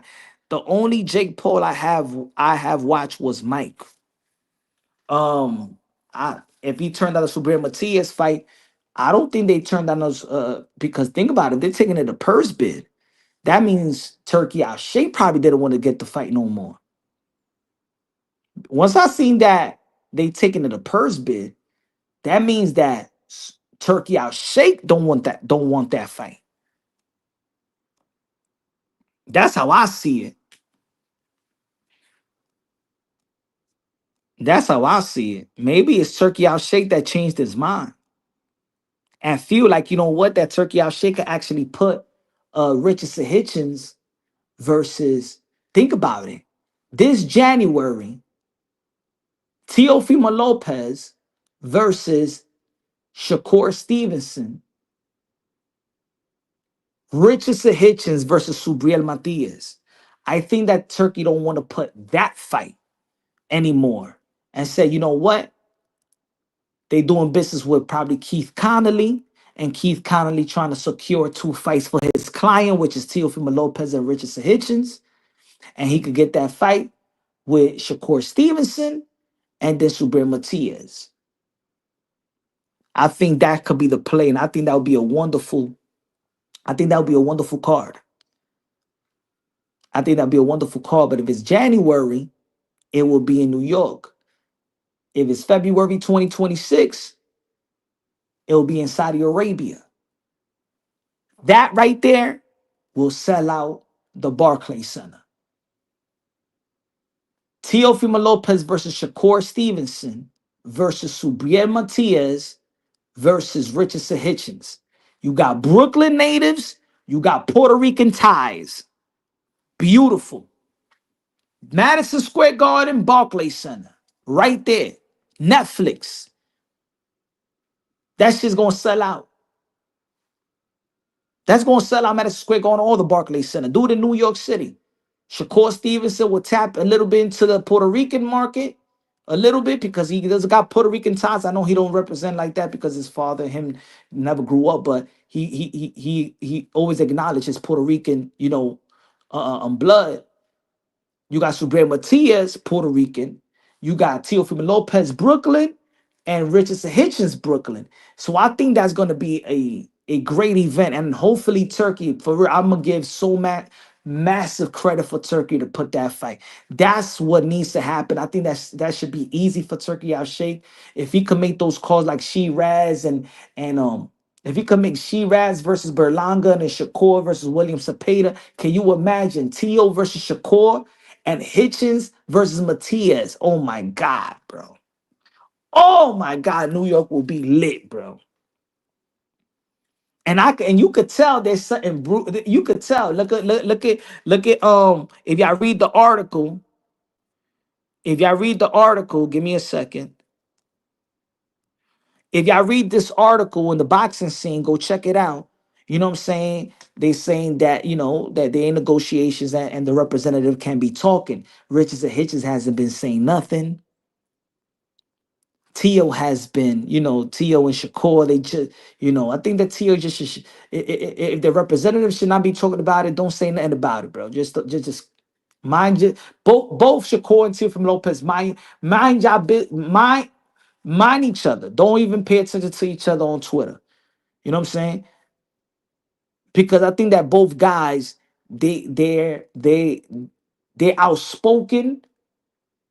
And think about it, both of these guys was outspoken when they felt that they was promised a deal and X amount of dollars from Turkey Al Sheikh. Let's not forget that it was Shakur Stevenson that actually spoke out and said that called Turkey Al Sheikh's people the Tower Boys, and that he wasn't that they didn't keep a promise. Then we seen the frustration of Teofimo Lopez that he was supposed to get $11 million in the second fight, and then they cut it to $8 million, right?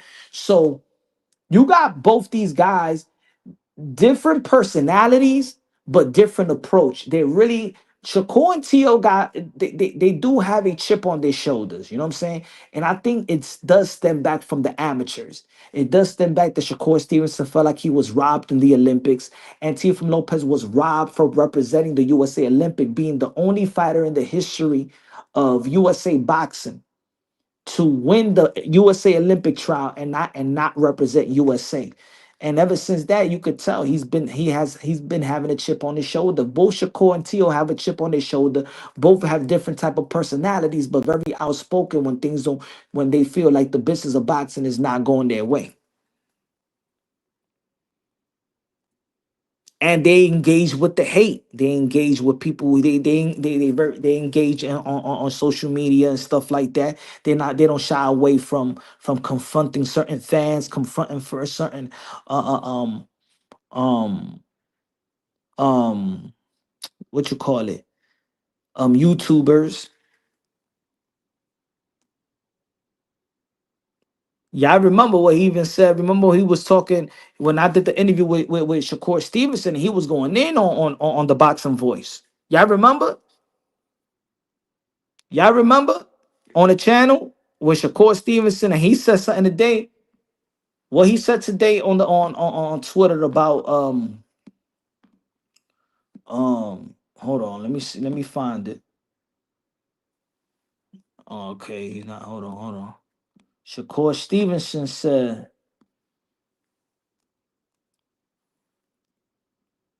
hold on.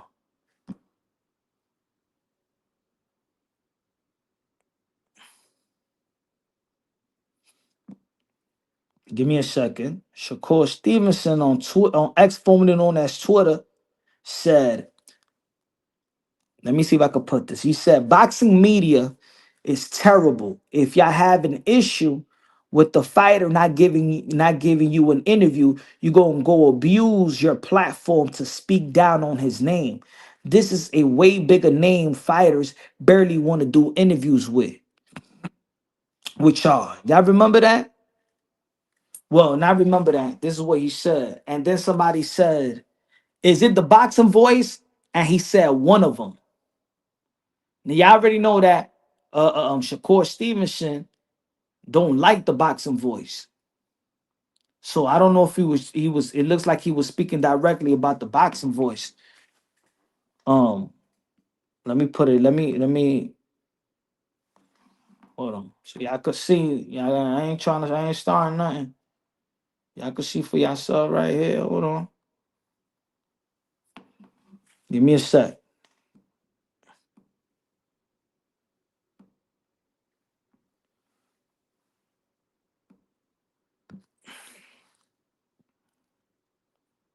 Hold on. Let me upload this. Hold on.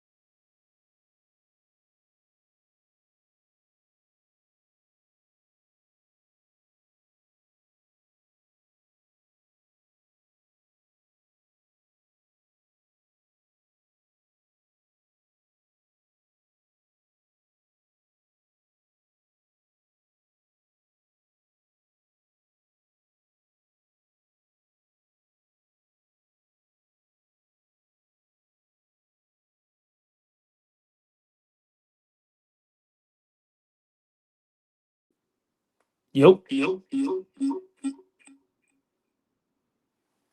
All right. So let me put that.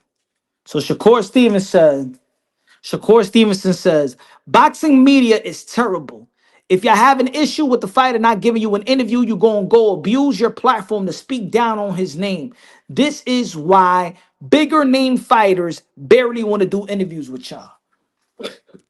Then somebody asked Shakur Stevenson, basically, are you talking about the boxing voice? He said, that's one of them. Now, what y'all feel about that? What y'all feel about that? People been saying about this community that cigar talk or something like that. Najee, that he let Ryan Garcia talk down about Haney and Shakur, and then Devin Haney went on Twitter and saying that Najee cigar talk is a sellout or something like that. You know what I'm saying? What y'all feel about that? Y'all subscribe to these channels? What y'all feel about what Devin Haney said about cigar talk, and what y'all feel about Shakur Stevenson and the boxing voice? What y'all feel about that, folks? Since there's this community, what y'all feel about this? What y'all feel about this? Do y'all agree with with Shakur Stevenson? Do y'all agree with Devin Haney? Hmm?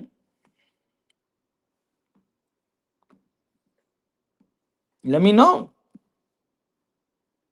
He said Shakur Twitterson is a bozo. What y'all feel about that?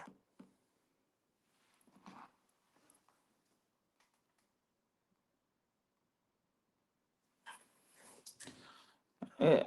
Y'all feel like they right? Y'all feel like they too emotional? Huh?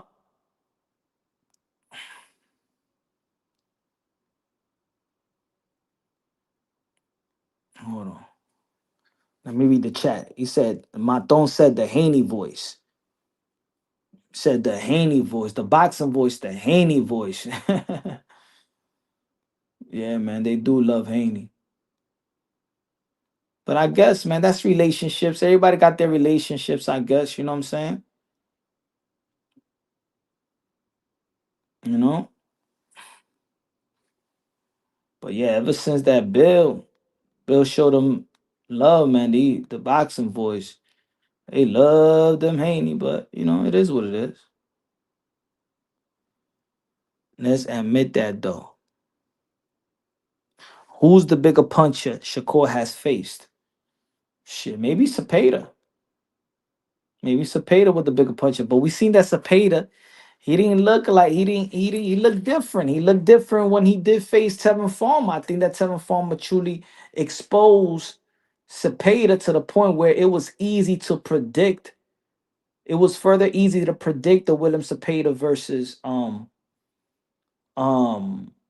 it was easier to predict William Cepeda versus Shakur Stevenson because what Tevin Farmer actually did in that fight.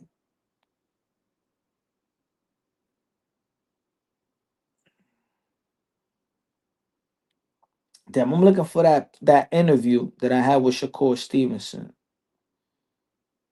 Let me see if it's here. Let me see if it's this one. You and Keyshawn Davis, but I understand Keyshawn. Damn, I don't think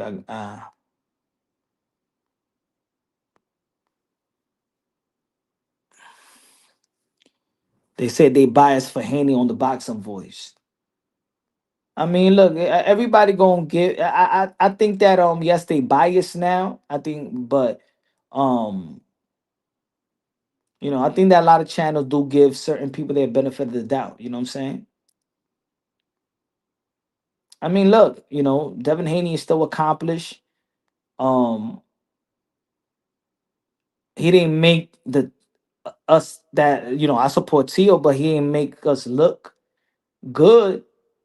You know, with him, but not to be honest. Looking at the momentum, I think this is a better fight. I think Shakur and Tio is actually a better fight than Devin Haney and Tio because of the momentum. To be honest with y'all, I think that Tio will get more respect beating Shakur than he would Devin Haney at this moment. Let me see if this was the one.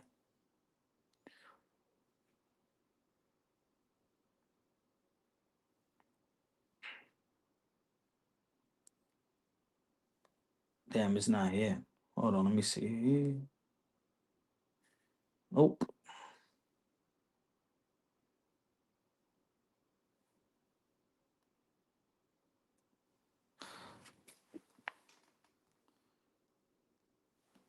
Now, if Devin Haney would have showed up, if Devin Haney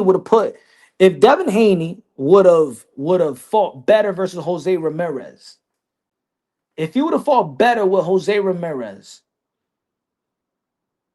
I think that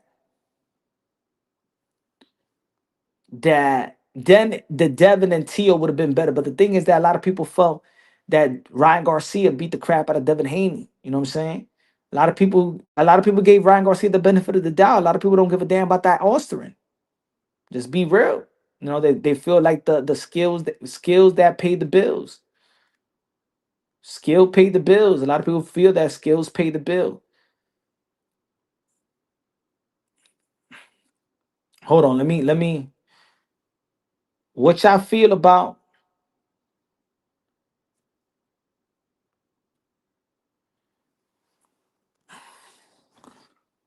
let me see. Maton says, yo, Punch, that's the difference. You hold Tio accountable, and to that, Ness would die on his sword defending Haney no matter what. Facts. You know what I'm saying? People even got mad. Yo, yo, Punch, why you saying that your boy Tio? I ain't saying nothing that I'm not saying nothing that if we pushing, if I go out there and if I go out there and talk about that, the business of boxing been playing T.O. and T.O. haven't got paid, and I go back and forth with even guys on top rank and things of that nature, and then there's an $8 million offer on the table, even though that he did that it was effed up that they changed the numbers, but yet it was still the most money that you ever made. Then I just felt the need that, hey, take that money and beat Devin Haney easy on August 16th, and then you get another high payday in January. Think about it. If Teofimo Lopez would have fought on August 16th, Devin Haney, get that $8 million, and then you fight for like 15, 16, $17 million for Shakur Stevenson, and then you banked up, bro. See, I wanted him to take that money because I felt that he already going to beat Devin Haney. That's why.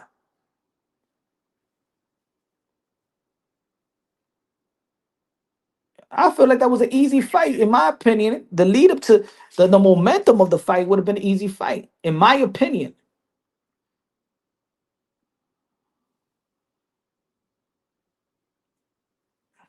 But I even think that, Tio, with this fight, whoever wins this fight, I got Tio from Lopez beating Shakur Stevenson, but I believe it's going to be a highly competitive fight.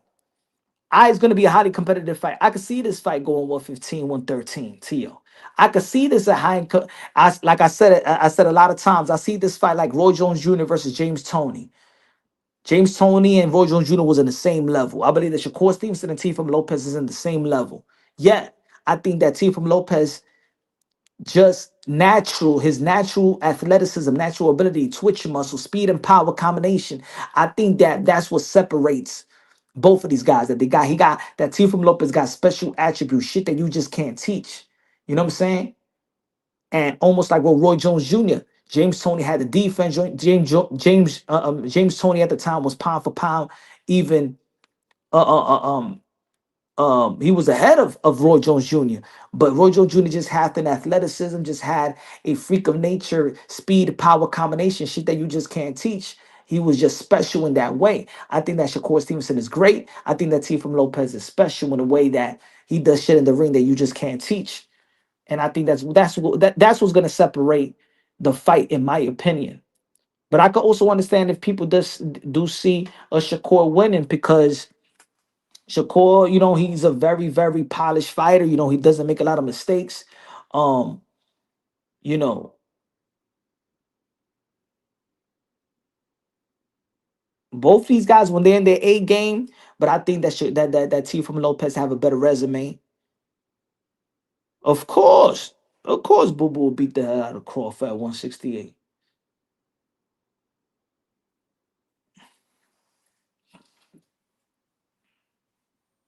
Hell yeah.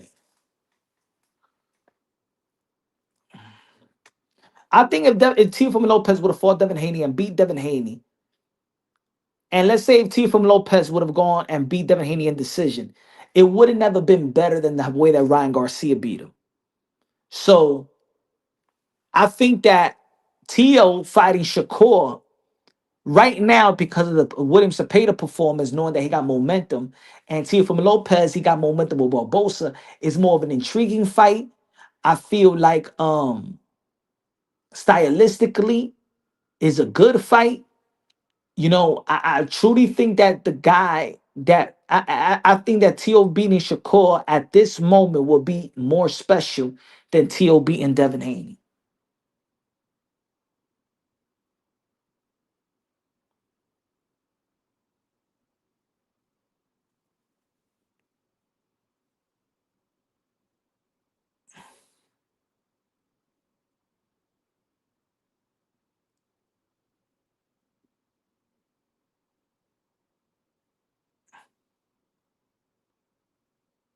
I think so. Which I think Ryan didn't beat him.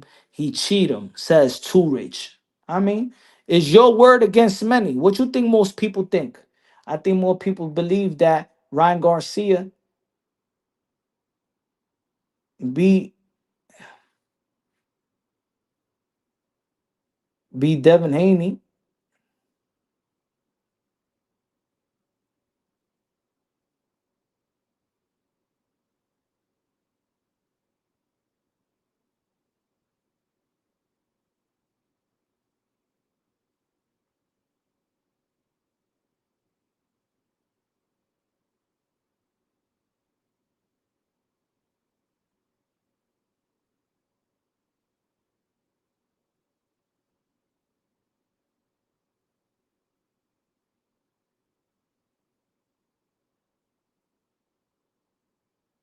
Tweeting. I wanna say the Victor Conte Hunter. Have you thought about I wanna upload this video. Damn man, I can't find that snippet, bro.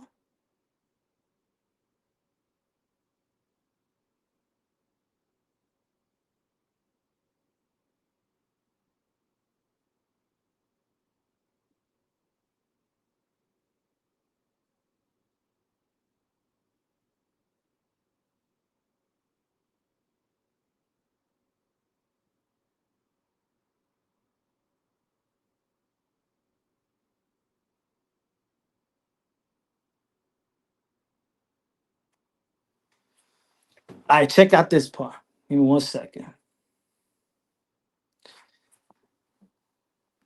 6, 7, 8 times, and then sparring that person. Like I just feel like he's probably very familiar with that.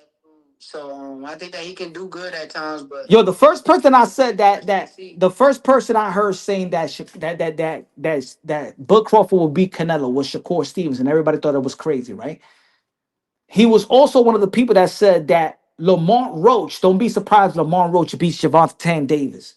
So, hey yo, does Shakur Stevenson know something that we don't know? Turn out. Does Shakur Stevenson know something that we don't know? Because he's a student of the game. Does he see some weaknesses in Canelo Alvarez? Am I blowing things out of proportion? Give me 1 second.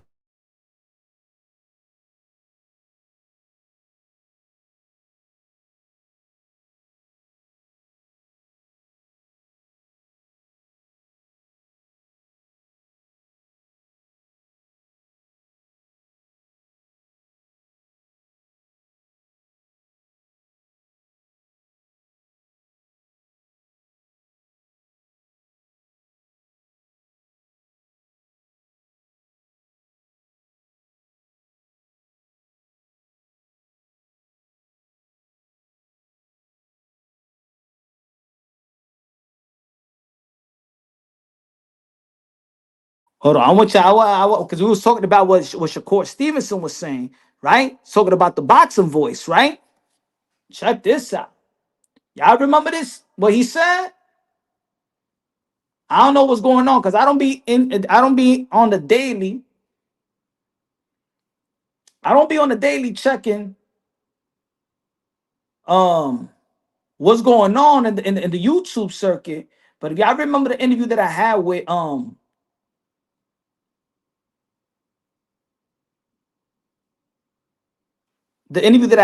Shakur Stevenson a while ago, this is what he had to say about the boxing voice nuts. Y'all remember a lot of people was talking about it when there was the interview. It was a good interview too, man. Probably Shakur Stevenson, if he don't want to do interview with certain people, maybe he want to do interview with Punch Drunk Boxing, man, because we had a great interview the first time, and we could talk about this potential fight with him and Tio. Yeah, I already know Teofimo Lopez, the friend of the family. You know what I'm saying? The friend of the is a friend of the show. But I got a lot of respect for Shakur Stevenson. But Tio, my guy. But you know, I keep it unbiased, logically, and objectively. I give everybody a fair shake. I give people a fair shake.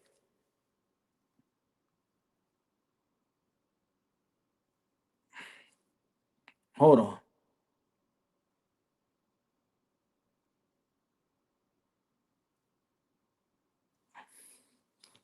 Let me put this up. Give me a shot. Give me less than 1 minute. Give me less than 1 minute.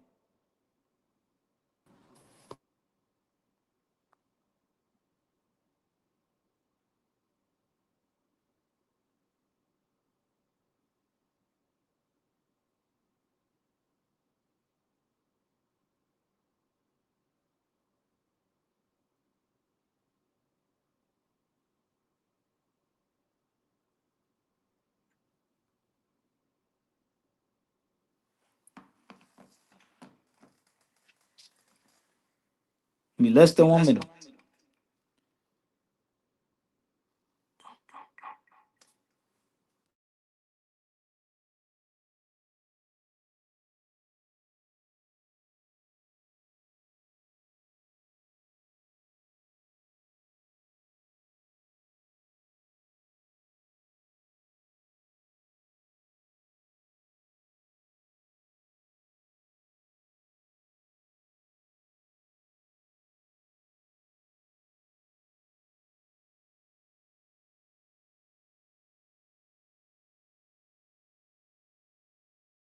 All right, so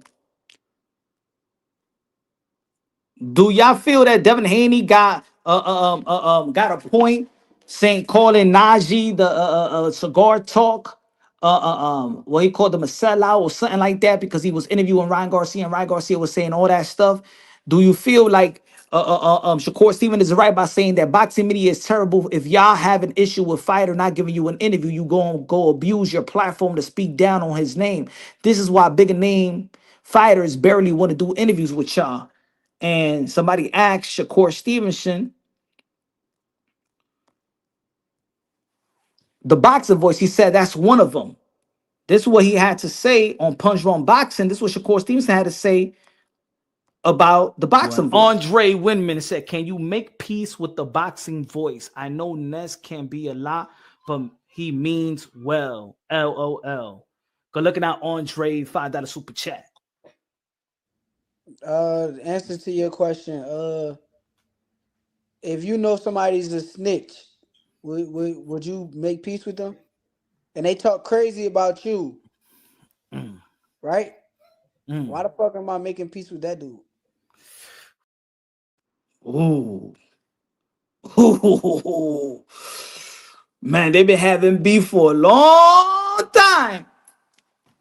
They've been having beef for a long time. I think these guys got to make amends or something.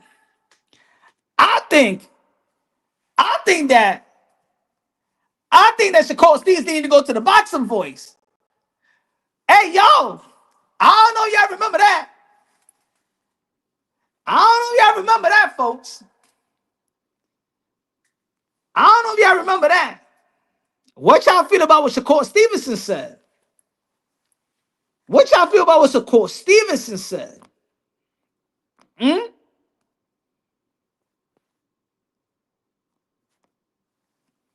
He said boxing media is terrible. If y'all have an issue with the fighter not giving you an interview, you gonna go abuse your platform to speak down on his name. This is why bigger name fighters are barely want to do interviews with y'all. Somebody asked, is it the boxing voice? He said one of them. And y'all already know that Shakur Stevenson seems some kind of way with the boxing voice in us. This what he said on Punch Run Boxing. I ain't asked the question. It was a super chat. I ain't asked him. I ain't asked him. When Andre Winman said, "Can you make peace with the boxing voice? I know Ness can be a lot, but he means well. LOL." Go looking at Andre $5 super chat. Answer to your question. If you know somebody's a snitch, would you make peace with them? And they talk crazy about you, right? Why the fuck am I making peace with that dude? Yo, what y'all feel about his comments? What y'all feel about his comments, y'all? Hey, yo, this is the YTBC. Hey, yo, man, this is the YTBC. That was on Punch Run Boxing. I know a lot of people slept on that. A lot of people slept on that. But this shit's gonna come back to the surface. Look what Rap Talk Boxing Knowledge. Rap Talk Boxing Knowledge saying, snitch, snitch. What y'all feel about this, folks?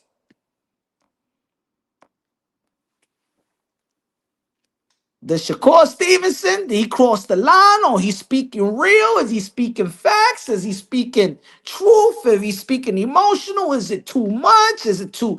Hey, what's your energy? What's your energy?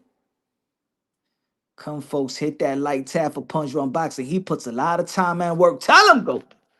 Damn it, tell him. Y'all here working, putting in work.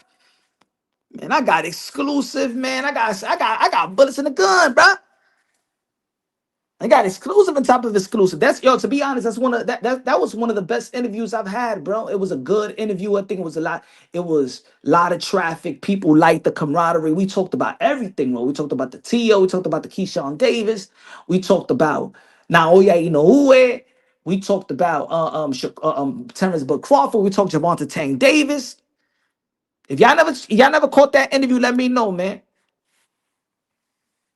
Matter of fact, I can put that interview again and I can make it go live or as a premiere so I could check it out again, because a lot of the shit that he said is like if we had that interview yesterday.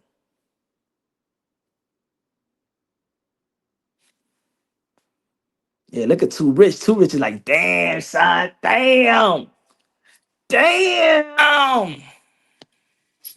Raps on boxing knowledge just said, nah, that dirty pig like y'all. Why y'all so desperate to come back? You know I'm the oh shit. What did Devin Haney said about cigar talk?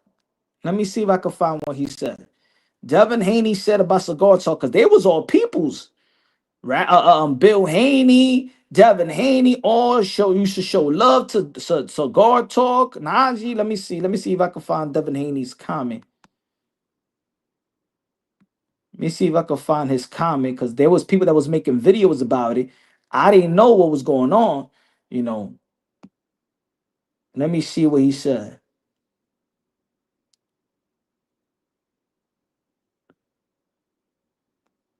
The latest in the Devin Haney tweeted said, "I don't fight for money. I fight for legacy. I want to be mentioned with the greats when it's over. 3-division champ, November 22nd, inshallah." Let me see. Everything. Let me see. Where did he? Okay, it's right here. All right. Okay. We found it. We found it. We found it, folks. We found it. Let me see. Let me upload this. We got YouTube drama. We got YouTube drama with fighters and boxing content creators. We got YouTube drama. Hold on. Let's put this up.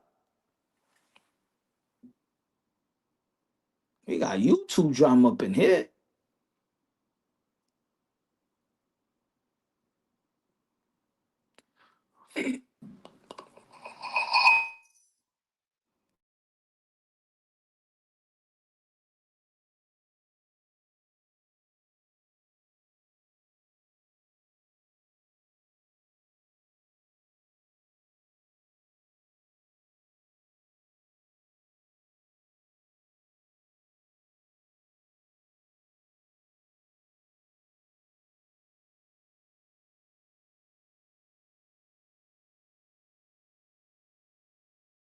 Devin Haney says to Najee, the cigar talk, says, you prove my point, bitch. It's about time niggas like you start getting the shit slapped out of them. Ninjas, you can't fight a lick. And talking about left hook. Damn. Damn, y'all.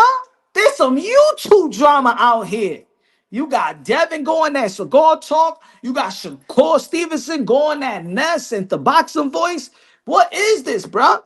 Hey, yo, if Jake Paul could do it, then it seems like Najee put on the gloves and fight Devin.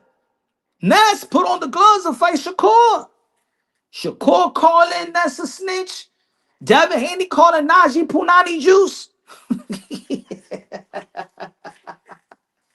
What's going on in YouTube out here, bro? These fighters are getting mad at the YouTubers now. They saying Jake Paul getting that money. It's time to get that YouTube money. It's time to get the YouTube money. Shakur got problem with the boxing voice. Devin Haney got a problem with Najee. What the hell is going on here? It was the hell. I thought it was supposed to be fighters going after fighters. One Andre Winman said, "Can you make peace with the boxing voice? I know Ness can be a lot, but he means well. LOL." Go looking at Andre $5 super chat. Answer to your question. If you know somebody's a snitch, would you make peace with them? And they talk crazy about you, right? Why the fuck am I making peace with that dude? Damn, what's going on in these YouTube streets, man? What's going on in these YouTube streets, bruh? The fighters want to fight the YouTubers. Shit, if Tank could do it, why not? If Tank could do it, why not? I mean, the boxing voice got a lot of traffic. Cigar Talk got a lot of traffic. Why not make it? If Tank is fighting Jake Paul, he a YouTuber. He comes from, hey, yo, Jake Paul represents us. He got Tank. Devin got Najee. Shakur got, hey, yo, that should be the undercard. Najee and Devin Haney. Ness and Shakur.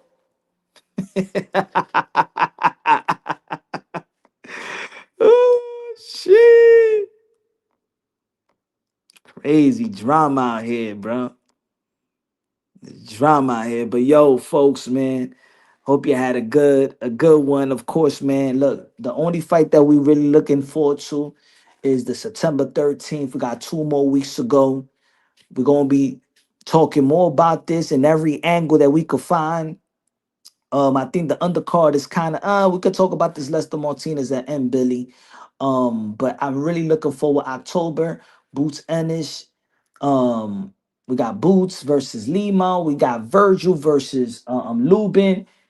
We November 22nd, we got Benavidez versus Anthony Yarde, Devin Haney versus Brian Noman Jr. Hopefully that Brian Noman Jr., you know what I'm saying?